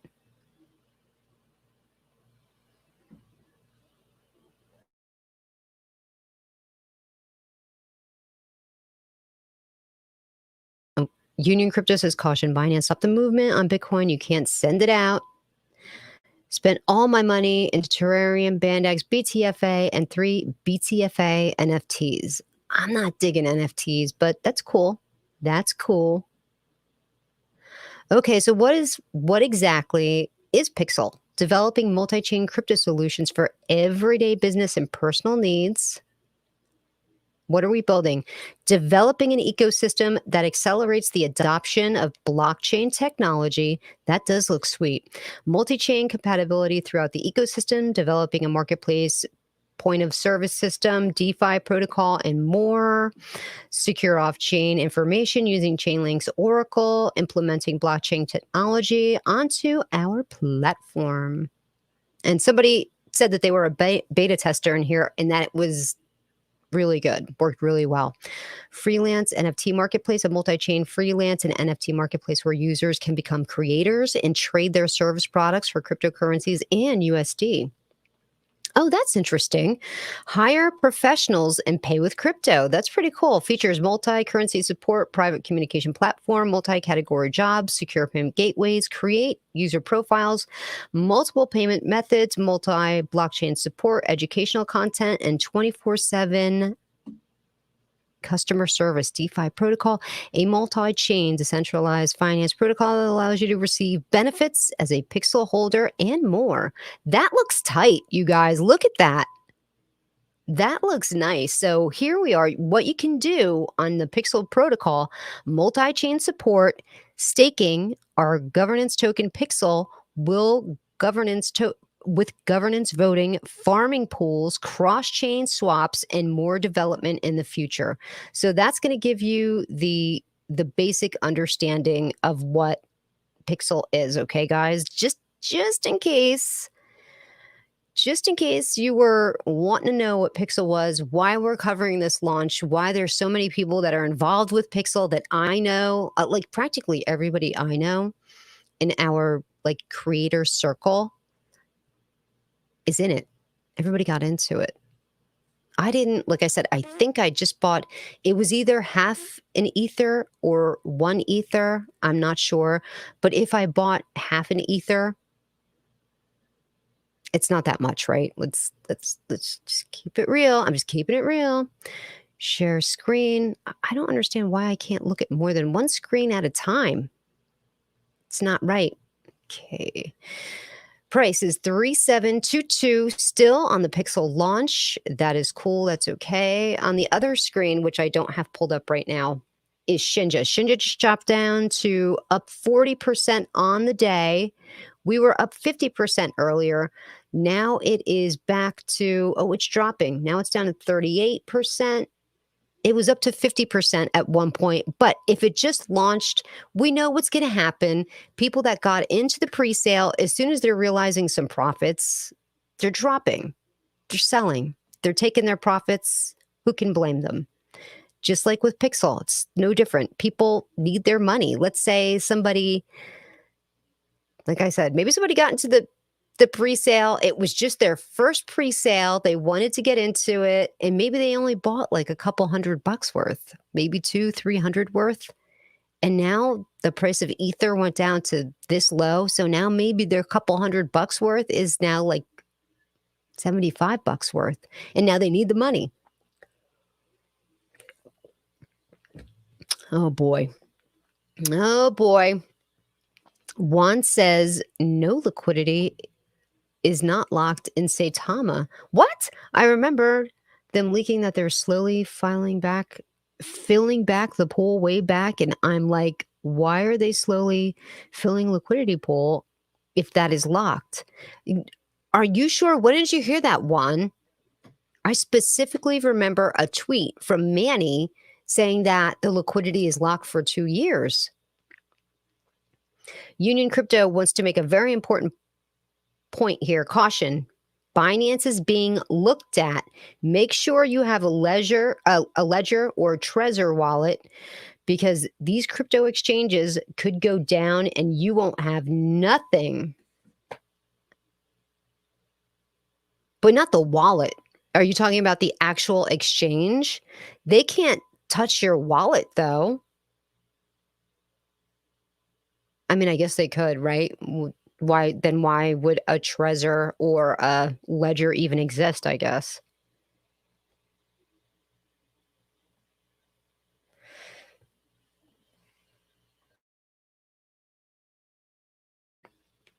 Well, that's freaking scary.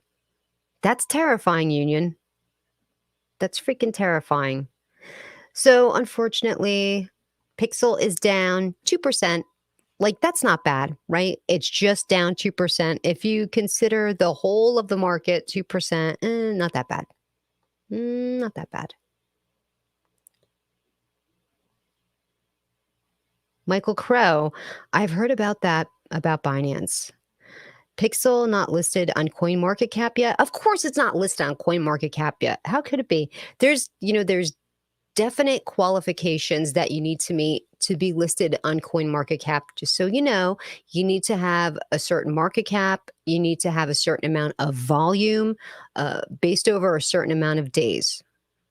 So it's not like anybody can just get listed on CoinMarketCap. It's not. I know eight coin got listed like day one. Well, that's a little bit of a different project, right?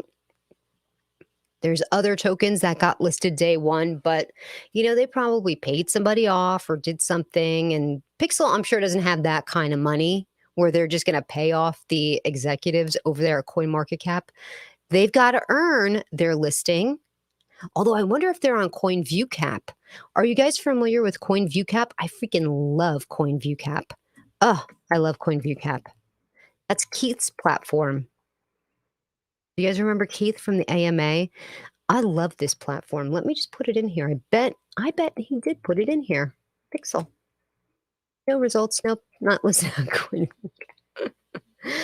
I should get, I'm going to go on Pixel right now on Twitter, and be like, at CoinViewCap. Official.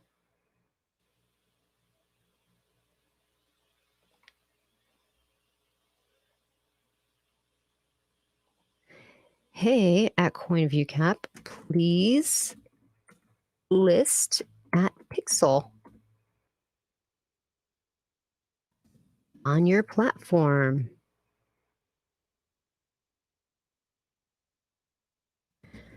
Just launched today. Has some amazing utility coming down the pipe. Sweet. Okay. Pixel drop has happened. Is from whitelist sale. You got almost double in value in the tokens, e.g. you bought 1 ETH and got almost 2 Ethereum worth of tokens, but you got 50% now, and the rest were vested for 30 and 60 days. Thank you for that info. Market going for another dump. Yeah, the whole market's bad. Pixel NFT marketplace is roughly 90 days out, just being announced on the Telegram group. Oh, see, I don't do Telegram. You know what I don't do? I don't do Telegram, and I don't do Discord. I do Twitter. That's basically the only thing that and of course, YouTube. Twitter and YouTube, and that's basically all I do. If it's not on Twitter, I'm not going to know about it. What happened? Oh, wait a second.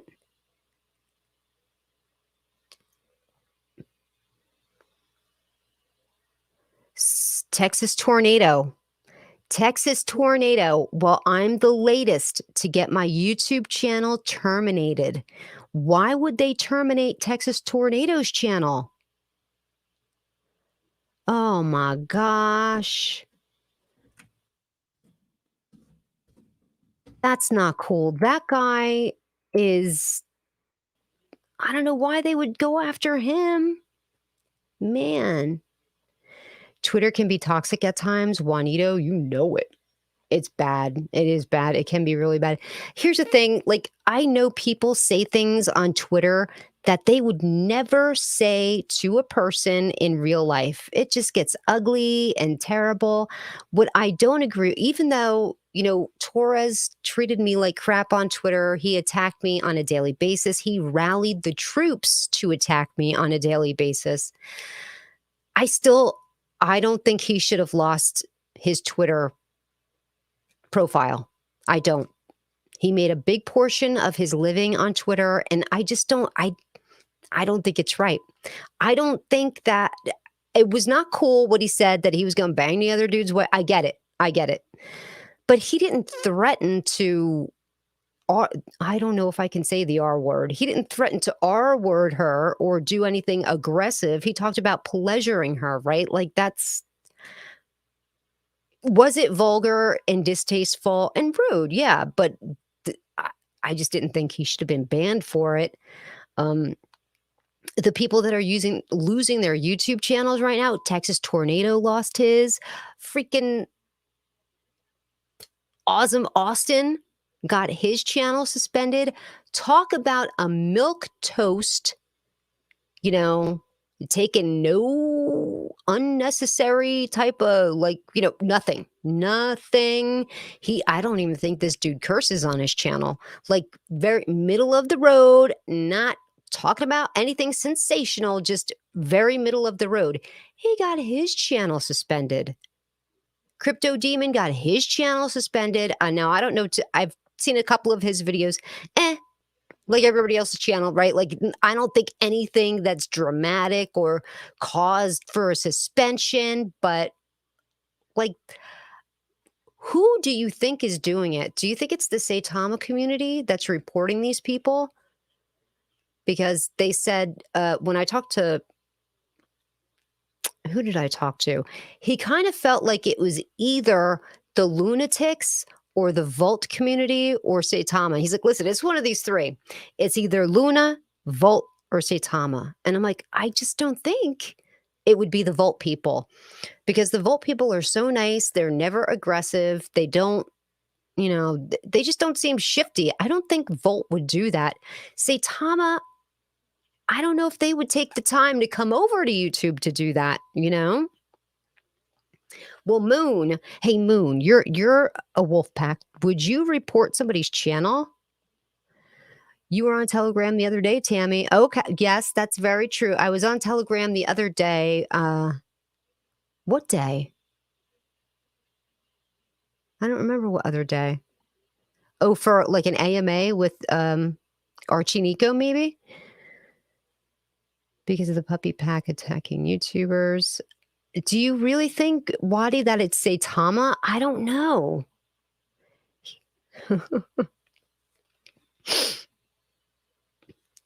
Yes, Ozzy Austin, he did lose his channel. I think it was for like a good 5, 6 days.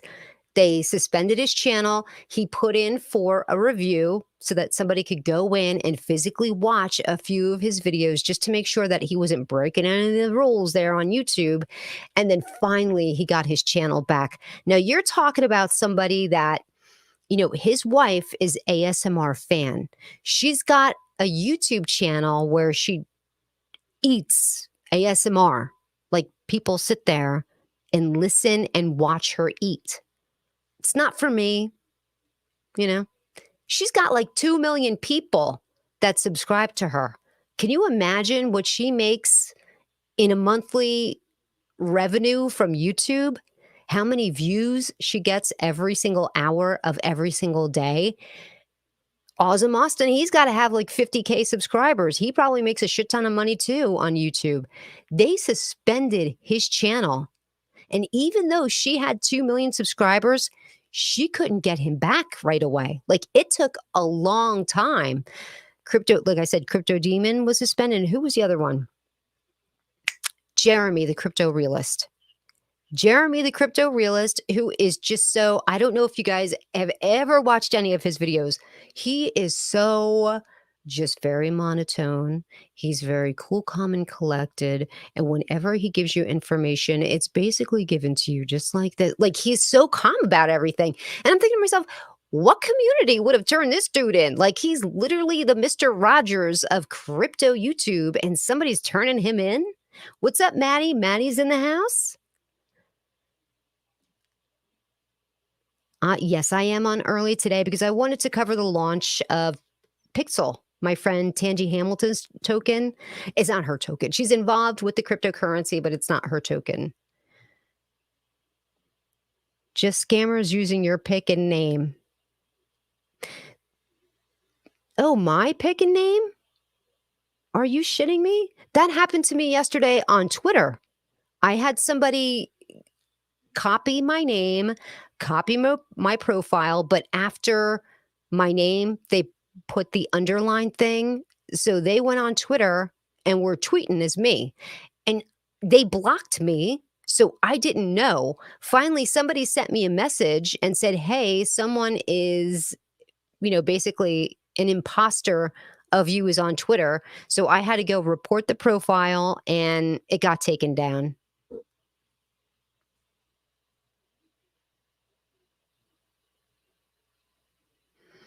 All these conspiracy theories. It was doctors and lawyers that reported them for talking about coronavirus. No, I don't. No, I don't think they would. Why would Jeremy talk about that? I can understand if they were talking about it like 2 years ago, but it's already so I don't think that's true. Crypto realist, Awesome Austin, Texas Tornado, Crypto Demon, common denominator, them, token A.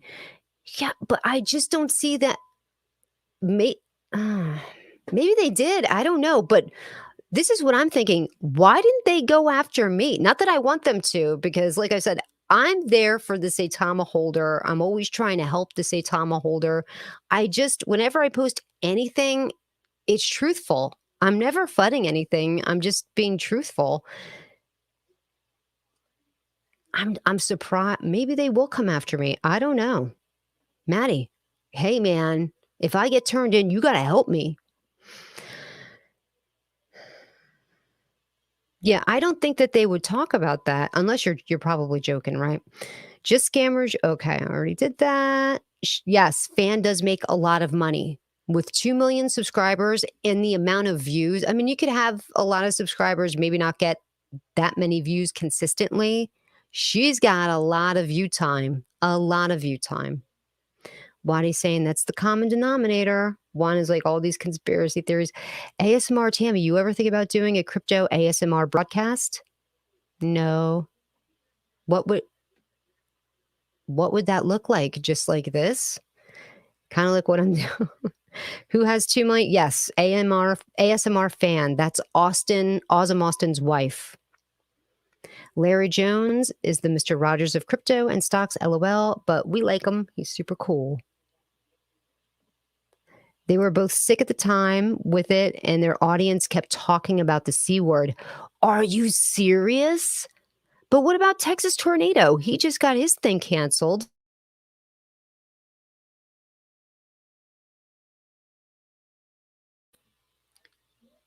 Whisper? Hold on.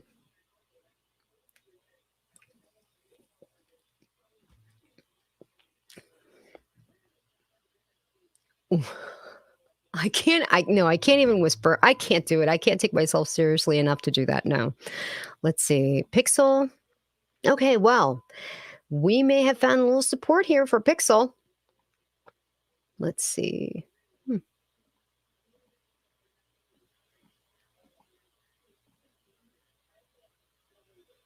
A 0.8 ether by no. You know what? I think like that guy said, I think it was a bad time to launch a cryptocurrency. What are you going to do? This is the environment that we have to launch in. They had to launch it. They have had everybody's ether for a long time. They really had no choice but to do it. But it's bad timing. It's just bad timing. There's a chance this could trickle all the way down to, dare I say, the low threes. Is that possible? Let me see how many tokens I have. And then I'll figure out if indeed I did buy one or half ether worth. Pulling up my MetaMask.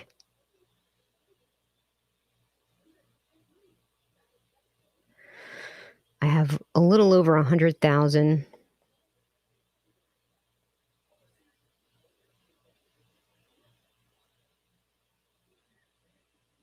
Is that right? 0.0036.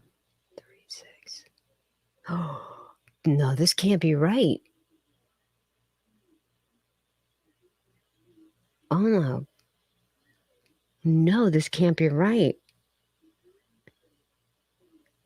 No.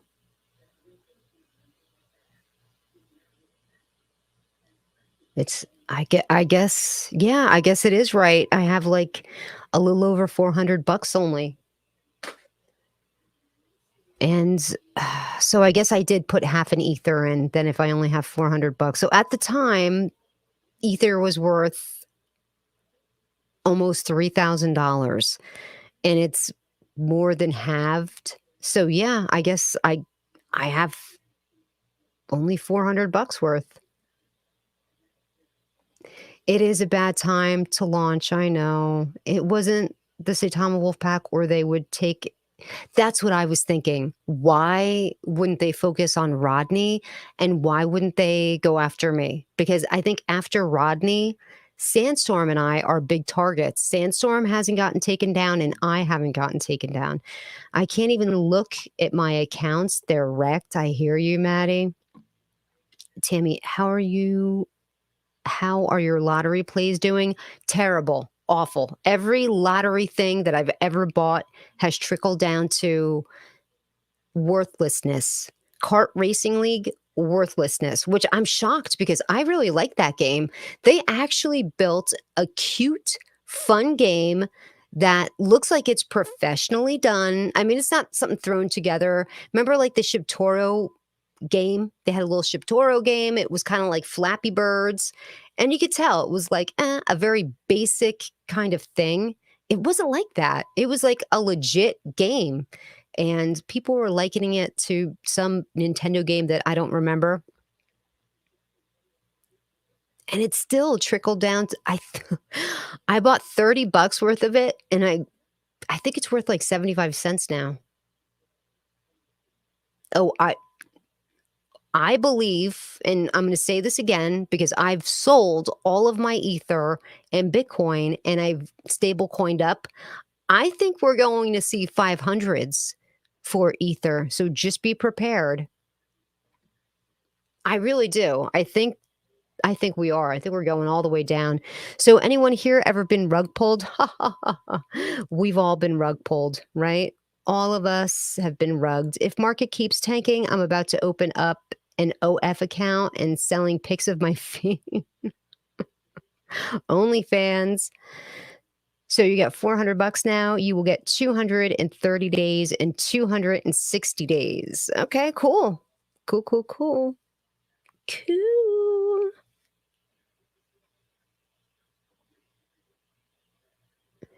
If you had 100K, you get 50K in 30 days and 50K in 60 days. I feel like I got rugged. Oh, can you imagine the poor people on Celsius? They must be terrified that they're about to get rugged. I get rugged often. I'm a total degen. JK says. Juanito says, I may start the ASMR channel. Juan, LOL. You should. Why not? Everybody should start a YouTube channel. It's easy. We all got rugged with Panda and Safe Moon. But Safe Moon hasn't technically rugged, right? LOL. I tell you, I got into a few degen plays that, dude, they're just one big horror show. Let me pull up. The one, it was launched by this guy who, of course, he renounced the contract to Vitalik Buterin. So he kicked off this whole thing with like, we're getting back to DeFi and, all of this nonsense. I gave the tokens to Vitalik. He's in control of everyone. If we get rugged, it's him. And the chart is terrible. It's called Kajima, KJMA is the call sign. Or no, that's a different one. Coma, I think, is that one. KOMA. And they're all like way, way down.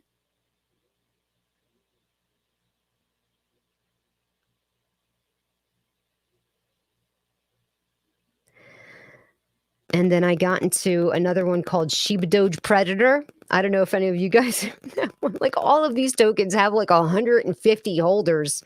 That's about it. My phone does this to the microphone, so I have to try to move it away. Shiba Doge Predator is down 50% for the week. Apollo Inu, oof. But wait, that's still going, right? Well, there's a couple of idiots from the puppy pack claiming they did it. Check your DM. Oh, on my Twitter.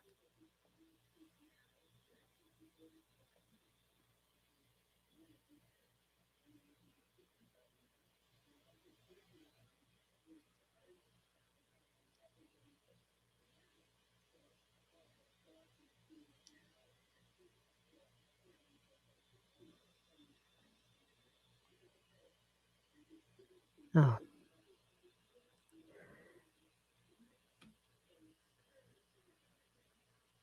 Oh, yeah, people are bragging that they got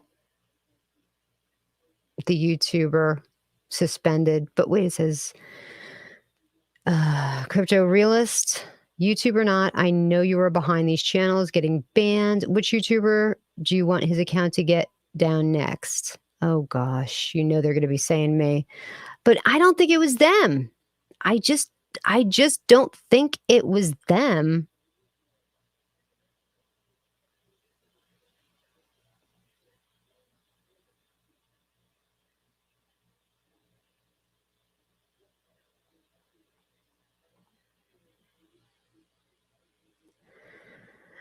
No más Inus. No more Inus, you guys. Yep, I got into Shiba Doge. Oh, T Doge? Is that Tether Doge? That's way down too. That's looking like a rug. Did that rug? I think technically they're still going.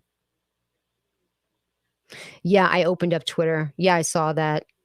I'm surprised if it is them. I'll just say I'm surprised they haven't gone after me and Rodney and Sandstorm because we're like they stink. But Union might be right. How if they were sick and they were talking about, you know, could be a possibility if you wind up in the algorithm, like if they hear one particular word over and over again that's flagged, that take your ass down. They take it down. I did a bunch of those lottery tickets too. Bunch got suspended on Bitmart. All good. Not all my kids or tokens are going to be winner.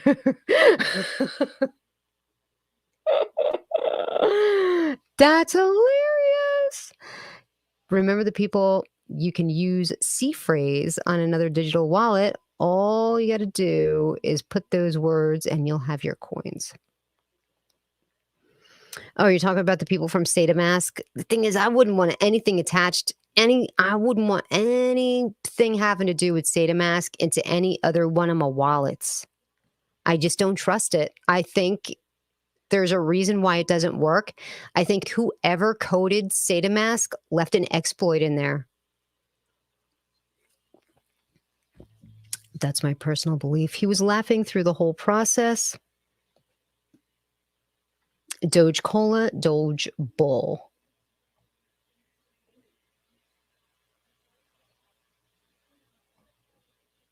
One guy on YouTube made a token called Moon. Oh my gosh. And I bet it's sold. I bet it's sold. Rug Pull Inu. Doge Cola, Doge Bull. Yep, like all of these. So Shinja was once upon a time up 50%. Now Shinja be down to 20%. So even it's still up 20% on the day, it came down 30% from the all-time high since I've been watching it.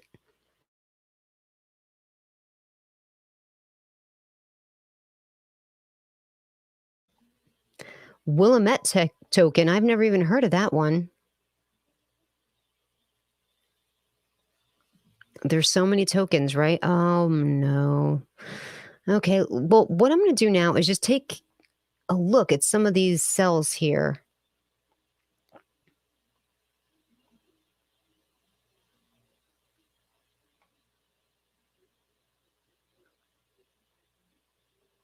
I'm going to see who sold this 9/8.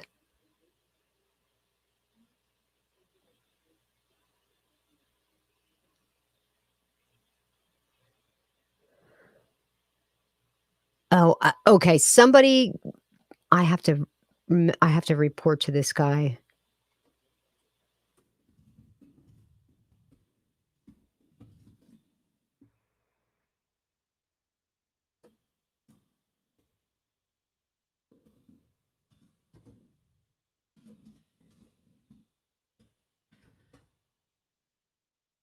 Hmm. Okay, so let's say 2 days ago they got dispersed. Two separate drops. I don't know why it's split up. I guess sometimes that happens. They got basically 3 million tokens. So that was enough to sell 3 Ethereum. Yeah, people people are banging out of this. Like, listen, like I said, the market sucks.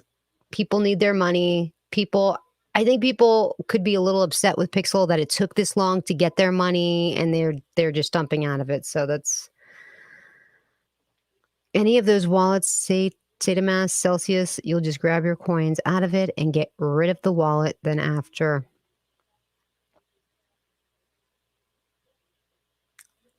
Whatever wallet just did this, the 9 ETH sell,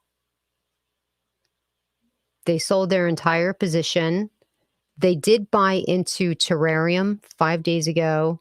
They bought into Klekai. This is not a very active wallet because it goes from the airdrop of Pixel to 2 days later, got the airdrop of Pixel. 5 days ago, they got out of Paz token. They got into Terrarium 19 days ago. So it goes from 5 days all the way down to 19 days. They bought Luna 2. 21 days ago, they bought Klekai. 26 days ago, Terrarium. 26 days ago, they sold their Luffy and Sweep Capital. Ooh, this person is just banking Terrarium. Like every other thing is them buying Terrarium and selling Luffy. This person sold out of Luffy. This person sold out of, oh no, they bought into Phantom. Man, they got into Luffy from the very beginning. 56 days ago, they got Luffy tokens from the deploy. But wait, Luffy had a V2, right? That must have been that, because then they sold their Luffy 36 days ago. So this person is somebody that gets into a lot of pre-sales. I should have sold out of Luffy. You know what? I didn't have a good feeling about Luffy either. And Luffy is one of those tokens that I bought on Bitmart. Thank goodness it was a lottery ticket buy. It wasn't a lot of money. It was like 30 or 40 bucks only, but it's worth nothing now. As a matter of fact, let me pull up Bitmart just so we can have a quick laugh before I sign off here, because there's nothing exciting going on with Pixel. This is pretty much what I expected. So looking at my assets on Bitmart, my top asset is Terrarium, of course. My second largest asset, don't laugh, is Shinja. The third largest asset is Vault. The one right after Vault, don't laugh, please, Saitama. Then after that, Bitmart token. Then after that, OMI token. I should do a video on OMI because I like that one. Cult. After that, Axie Infinity. Axie Infinity is so disgustingly low. Axie Infinity at one point, like, you guys, I think Axie Infinity was up to 80 bucks and now it's 13 bucks. Like, it's effing real. It's getting real in this market. Volt, Michael screaming, Volt needs to be number one, Tammy. I know it does. I know. But I invested a lot into Terrarium, and I was buying those dips. Remember it had those big major dips? Volt, I should buy more, but I have Volt, like Terrarium, I have this and one other wallet. Volt, I have on a bunch of different, I have it on Bitmart, I have it on MetaMask, and I have it over on the Binance Smart Chain too.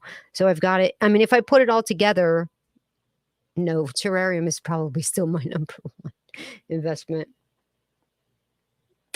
No Mandox and Sky tokens? No. The Sky token people got mad at me. Do you remember what happened? Do you guys not know? Yes, please smash the like button. If you've not already hit subscribe, please do so. Okay, so this is a little bit of unnecessary drama. Maybe you don't even want to hear about it, but I'm going to tell you anyway, because Pixel's not doing good. And we can't just keep talking about Pixel and how it's going down, okay? So, there's this guy on Twitter. His name is Ponzi Slayer. He picks on everybody. I mean, he's got core people that he's okay with, but unless you bend the knee to him and kiss his ring, he goes after you. Him and I were always okay. We never had an issue, ever. right? Like he's always a jerk to Sandstorm's wife, but I don't like getting in the middle of other people's quarrels. I stay out of that. What goes on with them goes on with them. Like I'm not being a part of that drama. It's just not who I am. I don't like to gossip and stuff. I'm just telling you this because he attacks me. Ponzi would reach out to me because he knows I'm a big animal lover, and he would say, "Hey, would you mind, doing an AMA? It's for a dog charity. This one is for a cat charity. This one is it's just a charity where they dig wells and help people get water." Like he would reach out to me with all of these different tokens and asking me if I would give them a free AMA. And I always did. Whenever he asked me to do a free AMA for him, I always did it. I always did it because he invests a lot in charity tokens, and I like that. Then he asked me to do a AMA for Sky Token, and I said, okay. So I booked the AMA for them. It was going to be on a Sunday afternoon, and that was that. So we were booked. I was at a family function. It was a family get together. It was an aunt's birthday. I don't even want to talk about what happened to one of those people is no longer alive. I had to leave early because I had to do the AMA. I left a family function that at that time, it was like really the first big thing that we had done since the C word happened.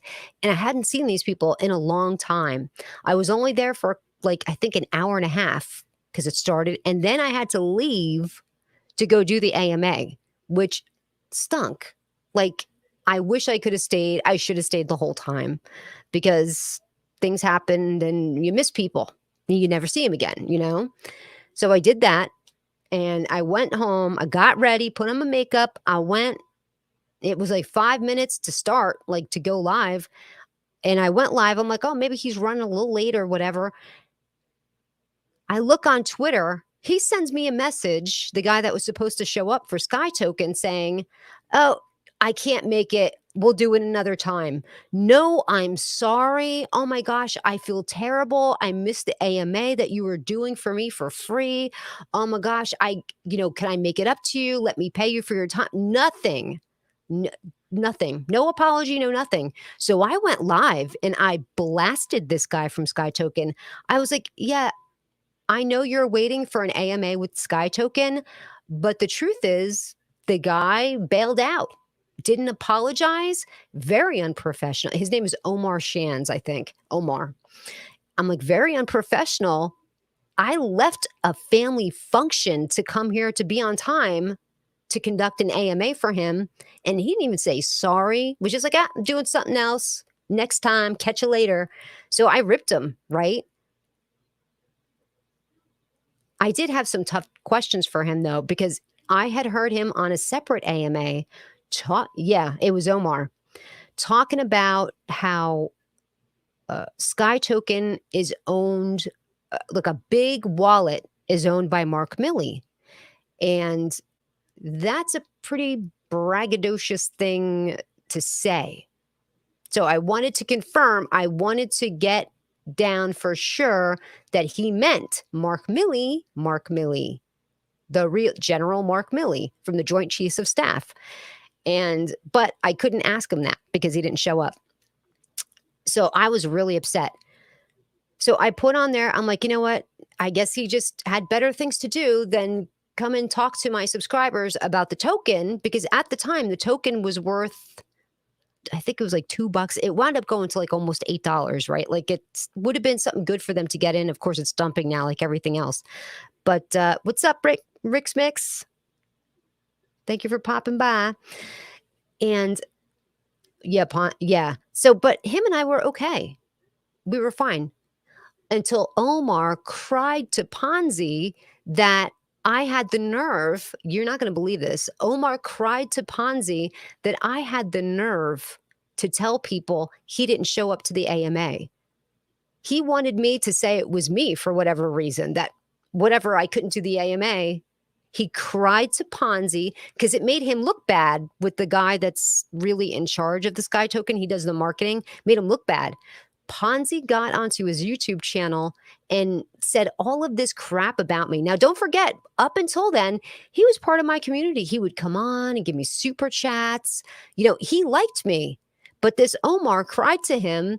He got on and ripped me all over Twitter. Now he constantly says dirty things about me, like that he thinks Sandstorm and I are having an affair, although I'm a lesbian and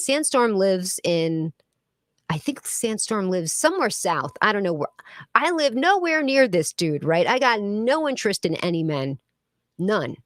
And he accuses us of having an affair all the time. It's like, stop it. Stop it. So that's why Ponzi comes after me, because Omar cried to him. It's like, can you please? Sky tokens at 15 cents. Oh,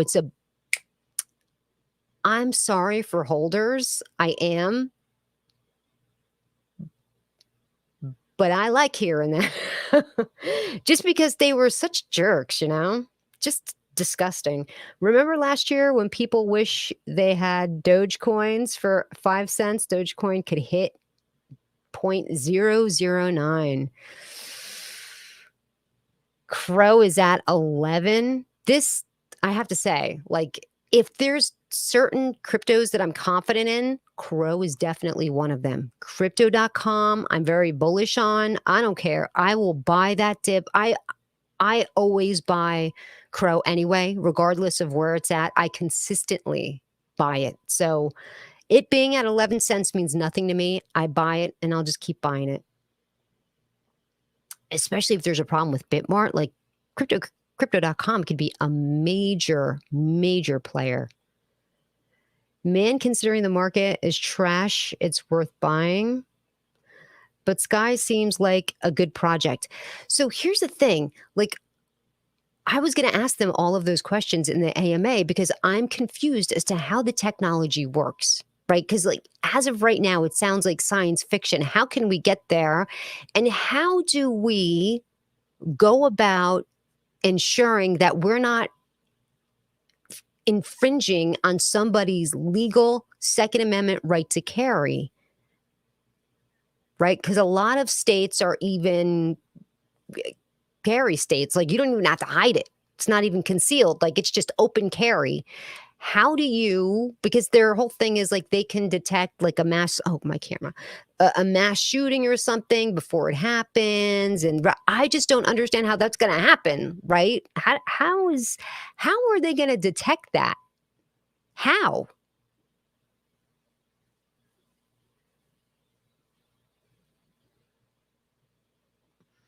Maddie says Crow is going to move. Pennsylvania is open carry? No, Pennsylvania's open carry? Is it really? I'm in New Jersey, and I don't know that it is. I've never seen somebody just walking around strapped up in PA. Crow is at a locked value. It's not going to disappear anytime soon. Oh, no, I know. I feel very confident in crypto.com. Remember, all the top 100 cryptos are on sale right now. Remember, get yourself a hard wallet. Union has been saying this all night. Get a Ledger, get a Trezor.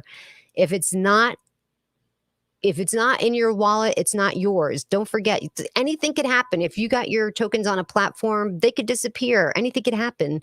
That exchange could be locked up, could be audited. All of your assets will be frozen. Look at Celsius. Look what happened with Celsius. All of the people now in Celsius are stuck like Chuck. It is. I live here and I open carry regularly. Oh, Maddie, did you know I live in New Jersey? What part of PA do you live in? One says, I hope this crypto market stays a long time. You do one? That way I can stack up like a beaver building a dam. When it blows, I'm going to be rich. Dollar cost average going forward. A lot of tokens will disappear. Rick Smix, you're right. You're right. Near Hazleton. Oh, wow. Okay. I know Hazleton. My cousins used to live in Hazleton, so I went out there. That's a nice area to visit them. Oh, have you gone to any of the casinos? So let's see. I've been to the Mount Airy Lodge. I love the Mount Airy Lodge. And the other one, it was a steel factory. They converted it. Now I don't remember what name it is.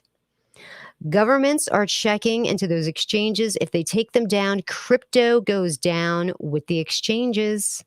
Make sure. Be careful, guys.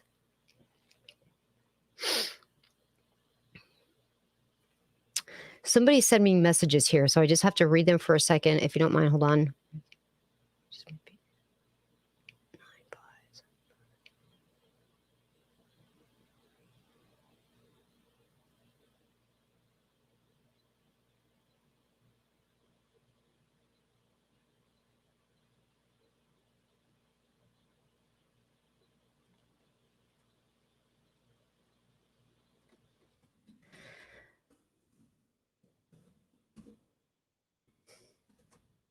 Okay. I definitely need a new laptop. This one is just not good. It's just not good.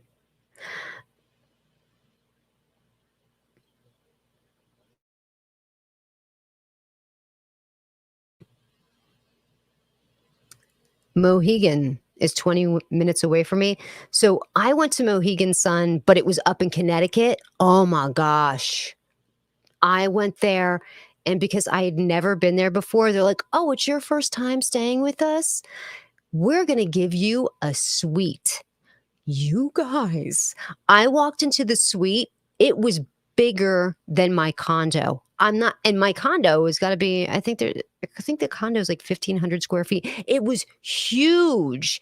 It was all windows. It had a hot tub. The bathroom was the size of my master bedroom. Like, it was off the hook beautiful. I was like, I can't believe they just gave this to us for free.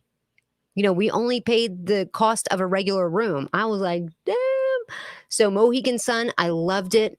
I lost a lot of money there though, because I can't just go and like hit the slots for like a quarter. No, I got to hit the big slots. I got to pull for at least $5 a pull. Then I got to go over and do roulette and craps. I'm stupid. I'm a degenerate. I am a degenerate gambler. When gas price goes down, I need a trip to Harold's Deli in New Jersey. Where is that? I almost said where I am. I'm stupid. I almost let it slide where I am. The suites at Wing Creek are awesome. Right now is a great opportunity to set a good position. Yeah, the casinos, they're just beautiful. I love going there. The food is delicious. It's just gorgeous. Their spas are nice. It's just incredible.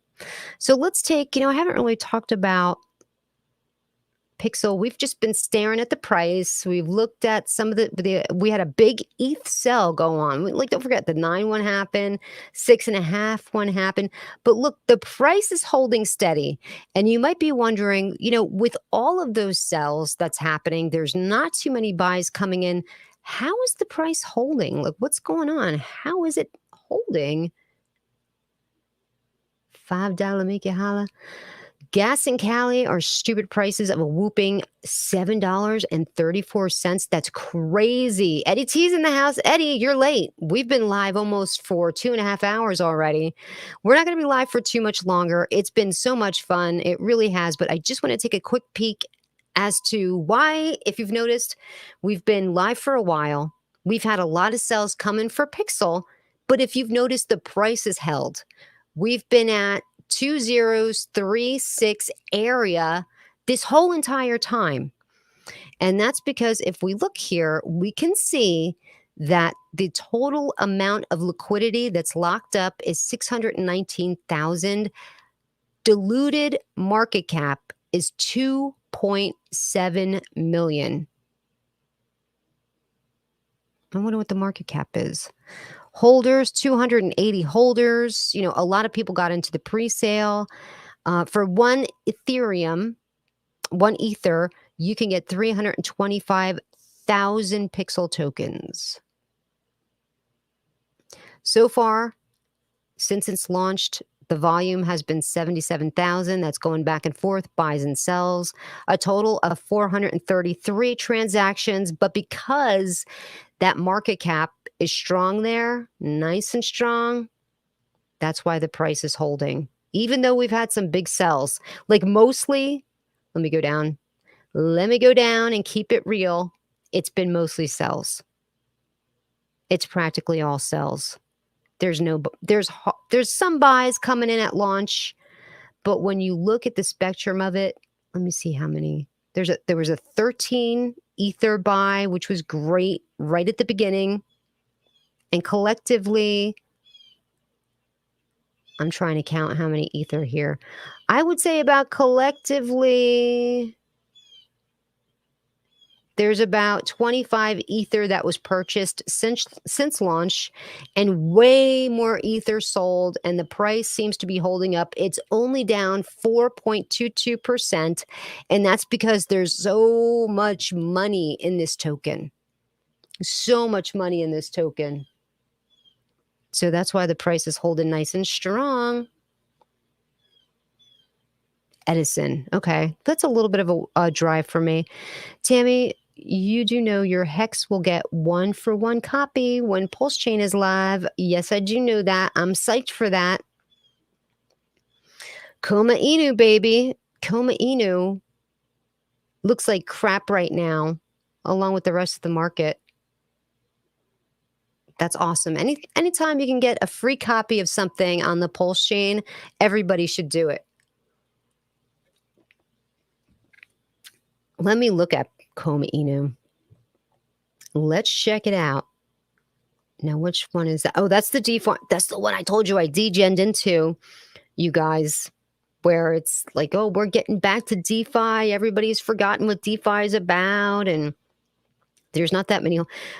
According to Dex Tools, there's only 166 holders. It's supersonic low. Supersonic low. I should have sold, because the degen play, I should have sold at the all-time high.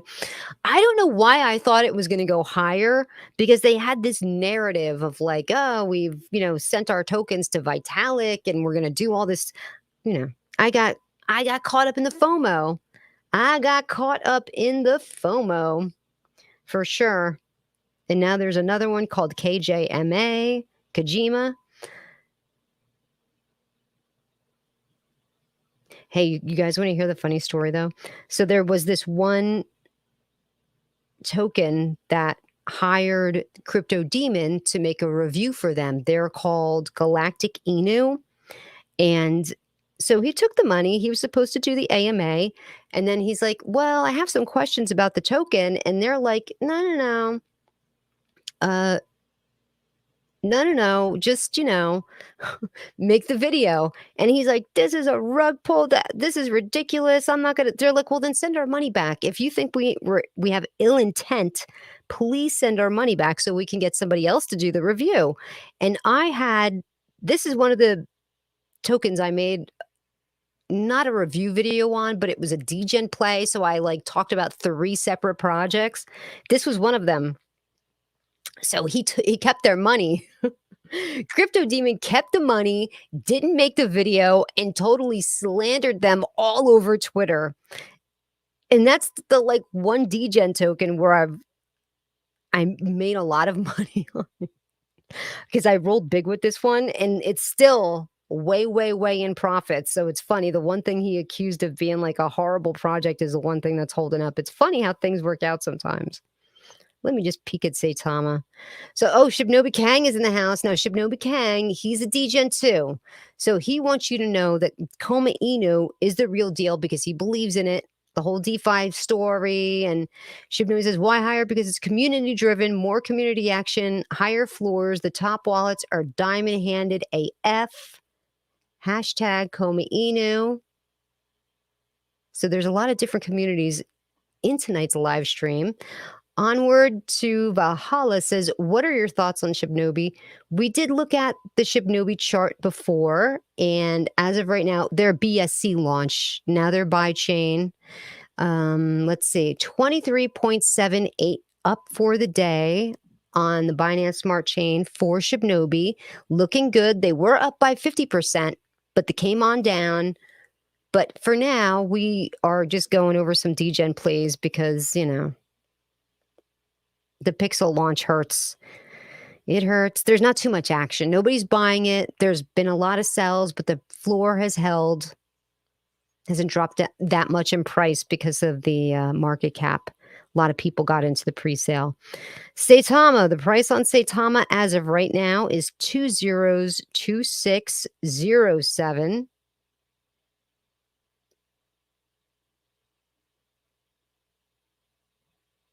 It's crazy. There's been no true area of support yet for token A. How do you get a free copy on Pulse Chain? He's going to airdrop everybody their token. So, right? Isn't that the idea? On Pulse Chain, everybody's going to get their tokens for free. A copy of the token.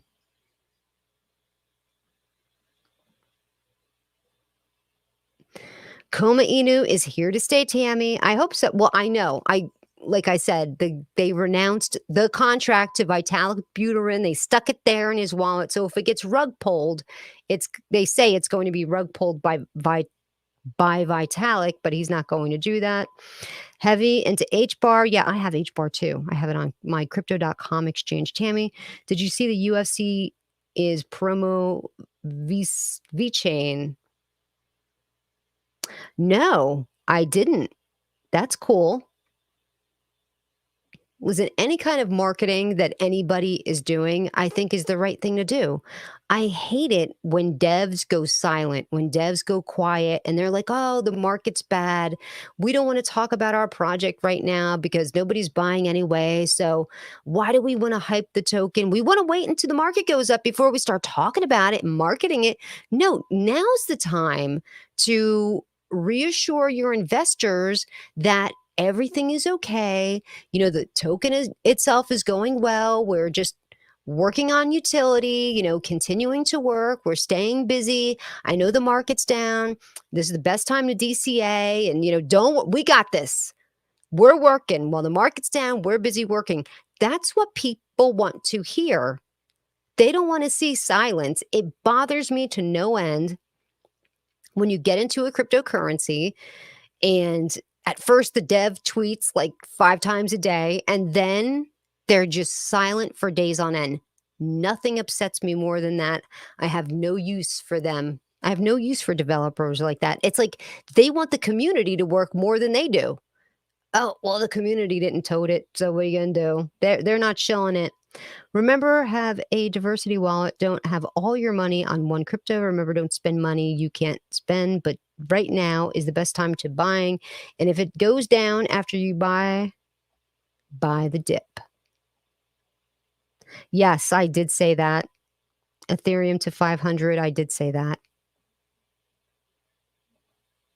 I agree, Tess, but wouldn't want it. Nobody wants Ethereum to go to 500, but it's in this climate, in this financial climate, not just in cryptocurrency. You guys, the stock market is down. Everything is so freaking expensive because all of this goes back to supply chain issues. That's the whole genesis of this. Supply chain issues. We wouldn't have this issue if our country was self-sufficient. If the greed of the 1% wasn't so greedy, we could be self-sufficient. But no, nothing's made here anymore. The CEOs made decisions to export a lot of jobs to a lot of different countries. They want to buy their stuff in China where everything is cheap, but everything is shut down over there still. We don't make anything here anymore. The United States in the 40s and the 50s, it was amazing because people, after World War II, that is, which ended in 1945, It was amazing. Everything was made here in the United States, and it was made well. Nothing's made here anymore. Nothing. People that used to make stuff here, they don't make it here anymore. They just have it made over in China and it's shipped on over. And they ask the CEOs why. Well, we got to keep the stockholder happy. We got to keep the stock price up. So we allowed greed to dictate what happened with our country. And now look at us. Now we're paying the price. I mean, it could go really bad, you guys. I don't mean to frighten you or scare you. We could go, I know you have to have 2 quarterly reports of losses in a row to be declared a recession. I hope you're prepared. We might go into a depression. And if you think a recession is bad, a depression, you won't be able to handle it. You don't know what goes on with depression. Depression is everybody loses their job. Nobody has money to even eat. Forget about gas up your car. You better own a bike. Hope you got a bike. We still make babies here in America, but I'm wondering now, should we? I don't even think we make that many babies anymore. Too much pot and video games. It's too much greed. But hella good with electronic devices. It's hella greed. 2007, 2008. That's going to look easy compared to what we're going to go through. Tammy, do you think Shipnobi on BSC launch at the current market? Is it wise decision? Yeah, I do. Yeah. I think anything that can launch on BSC should. I think it's a better opportunity for people that live in different countries that can't afford the gas fees over on Uniswap to be able to participate in cryptocurrency and that particular token. I think it's a great idea. I think if we could get everything over there on Pancake as opposed to Uni, I'm all for it. I have a kayak. I got a one wheel. I one wheel all the time. Not all the time. Sometimes. But I love my one wheel. I'm thinking about getting an electric bike. My girl's got one, but it was from like Sam's Club or something. The wheels are tiny. They're only like that big. I want the ones with the big rubber wheels, like the thick wheels. That's what I want to get. But depression's going to be bad, dudes. I hope you're getting ready. I hope, start stacking some silver if you've got, and because we don't know what's going to happen with the currency. They've been printing money like they're, all of these checks that were given, the stimulus checks that started because everything was on lockdown. Where do you think that money came from? They were just running the printing press. They've been running that printing press for the money nonstop. Nonstop. Started in 2020. They've just been running it nonstop. Union Crypto says, we're in a fake recession right now. November, real recession will be here and you'll be crying in December. This is just my opinion. I don't take it serious, people. Juan says, yeah, depression, no bueno. My late grandpa told me about the war and how it saved a lot of men not working. And also during the Depression, cheese was a delicacy during the Great Depression. Yeah, for Rizzle. Did you know in this country during the Great Depression, everything was rationed. You got coupons to buy stuff. If maybe you got like 5 coupons, meaning you could buy 5 pounds of meat. If you ran out of your coupons, you couldn't buy any more meat. You were all meated out. You met your quota. They did that for meat. They did that for sugar. They did that for shoes. Like everything. I don't think listen, no offense to the younger generations. I don't know if you guys could hack it. I don't know if you could. I don't even know if I could, right? Like my grandma's generation was a tough generation. My mother's generation, babies, whiny crybabies. The baby boomers, they ruined this country. They ruined this country. They expected everything to be handed to them. They made all the bad decisions as far as, I don't care what your politics is, but with the decisions they made on the local levels and what they allowed people to get away with, they ruined this country. They ruined it. And now they're going to live forever and we're going to pay their social security, and they bankrupted this country. Bankrupted. Just a little history lesson. And I don't want to get into politics. I really don't. When Jimmy Carter left office, do you know what the deficit was? $81 billion. Sounds like a lot of money. 81 billion sounds like a lot of money. It's not. When the next president that came in was Ronald Reagan, when he left office, the deficit, $5 trillion. This is when, under Reagan, is when they started the whole putting us into debt, cranking up the, for war and space wars and all this stuff, that what Harry Truman had warred against, the militarized industrial complex. That's what happened. And now it runs everything. It truly runs everything. All the money goes to the military and the spending, but nothing's made here in the country. We can't find a decent paying job. They did that. If you have silver and gold, make sure it doesn't have the United States face value of money price. The United States government can't take it, but listen, but no. What? The United States can take it from you if they need it? No, they can't. How are they going to take it from you? You know what? I would smelt that shit. Bang! I would burn it down. If it's gold, I'm burning it down. I'm holding silver, so by now, guys, that's my opinion. It's not going to look good at all this entire year. I don't own a lot of silver. I mean, the only gold that I own is jewelry. I have some gold jewelry. I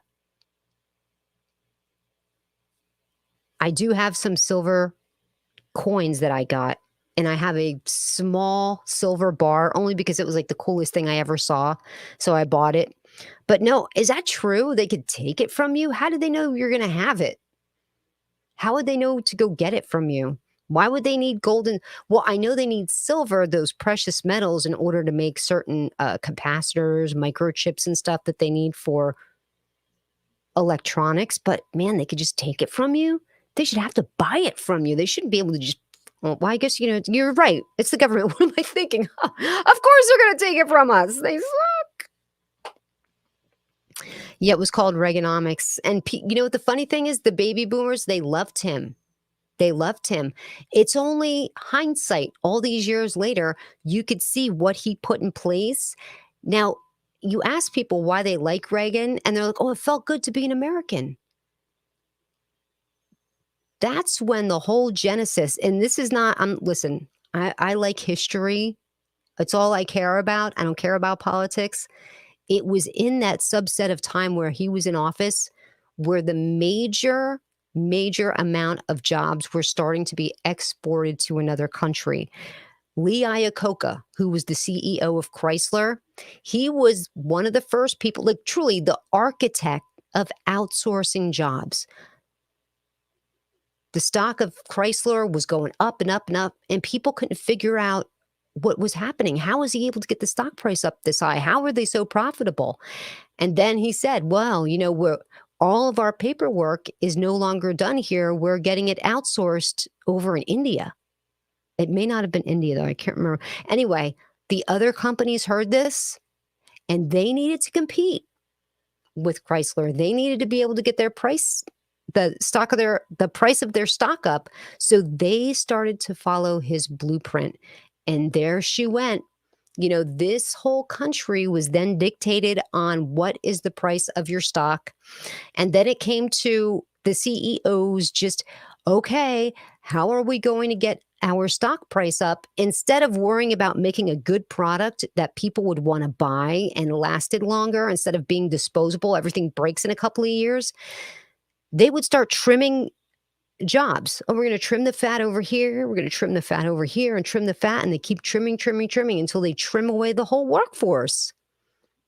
There's no jobs here in this country anymore. Nothing good. Nothing really. I mean, if I could do it all again, if I was young again and could go back to a teenage me, I'd learn coding. I would take computer stuff very seriously. I would get into that stuff. I'm not saying I would have been smart enough to create anything of value. I'm not saying that, but at least I would have job security, because what is really the one sector that has job security? It's tech people, coders, engineers. Like there's not enough of them here. That's why they're having to go somewhere else to get engineers to try to bring them to the United States to recruit them. Apple's always looking for engineers. They don't have enough of them.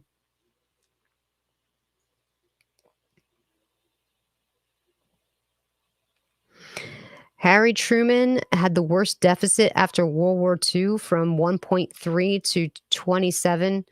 Oh my God. Okay, but you understand back then what it was, right?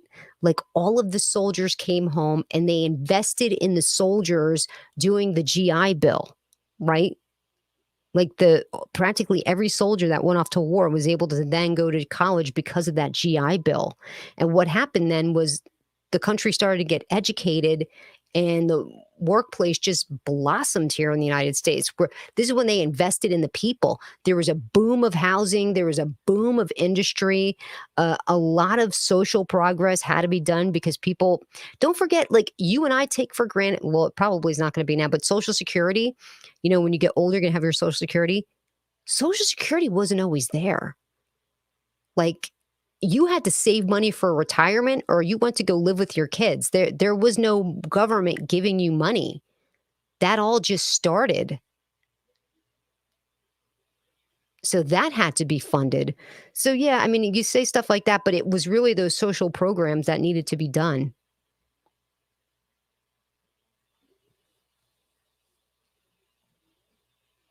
But anyway, I don't want to talk about politics because, people are touching, and really, I'm not anything. I'm not a Democrat. I'm not a Republican because I think they're all dirty. I think each and every one of them is dirty. If there's one thing that we can agree on, think about it. Uh, think about it.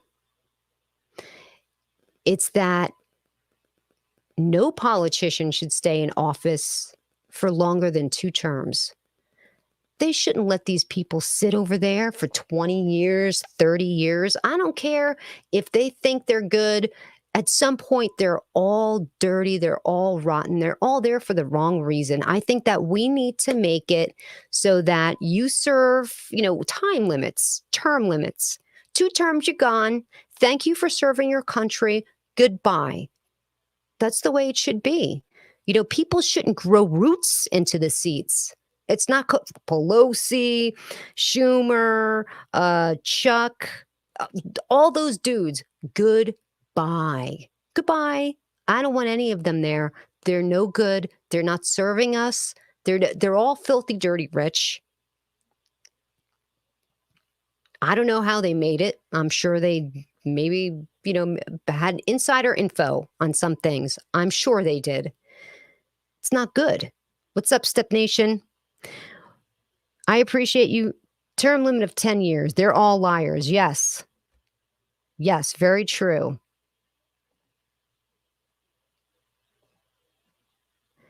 Congress average a year, that's their salary, but after 10 years, they're worth an average of 15 million. Yeah, and here's another thing about Congress people. They can serve just like 1 or 2 terms. They get stuff for life. Like they get to continue on with health care that we pay for. They get pensions. Like it's so broken, you guys. The system is no longer helping you and I. It should be. It should be helping the American worker. And it doesn't. It is so broken. It is so utterly broken. It's disgusting. It's disgusting.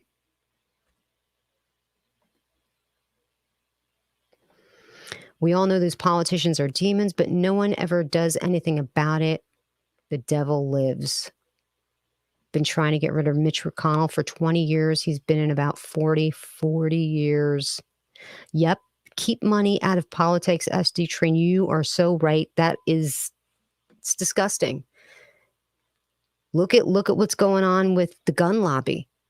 Like 90% of the people in the United States agree Second Amendment is our right. We have a right to keep and bear arms, but we don't want certain people to be able to have access to weapons, people that are violent, people that have been arrested for assault, people that are mentally not in control of their mental faculties, mentally ill people. People like this, everybody agrees on universal background checks, a cooling off period, a waiting period where this way you get angry, you're going to go shoot your WIFE. I don't want to say this because I know I'm going to get demonetized for this problem. But listen, we all agree on that. And you have to be a certain age, right? 18. We all agree on these things. But nothing gets done because the NRA has paid off all of the politicians, all of them. So they're not working for us anymore. They're working for them. That's why we'll never get the healthcare system fixed, regardless of how you feel about healthcare, whether or not you're upset that, you don't want socialist healthcare. Dude, my dad had a huge tumor in his stomach. He's got cancer. He had to wait months to get into the hospital to get it checked. People are like, oh, well, people up in Canada have to wait so long for a doctor's appointment because it's socialist medicine up there. I'm like, what do you think we do down here? But my dad's got cancer. He had to freaking wait to get in there. It's like, no, it's no better here, except for it's costing us an arm and a leg. It's very messed up. Guys, I could go on, and I shouldn't because everything is just going down.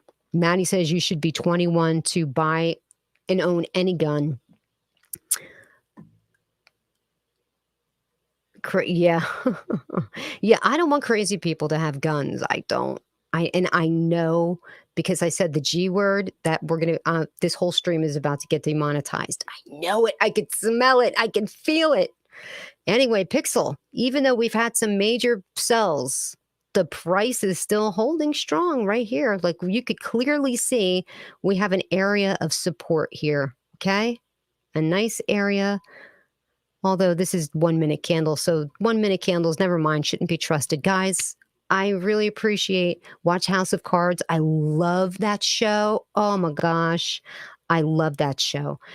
One, do you know that the House of Cards is a remake from a British show? So if you want to know how the House of Cards actually was supposed to play out, you could watch the British edition. Bought more Crow, VeChain, Sand, and ApeCoin during this dip, looking to load up more. Yep. Keep your eye on your favorite tokens, add more, but pump the brakes on buying the dips. We're going to go lower. Let's find a place where the market catches some support and then we can all get in. Well, guys, I am going to definitely catch you later. I appreciate everyone for tuning in. And yes, I love Vault. Go Vault. I will catch you next time. Take care.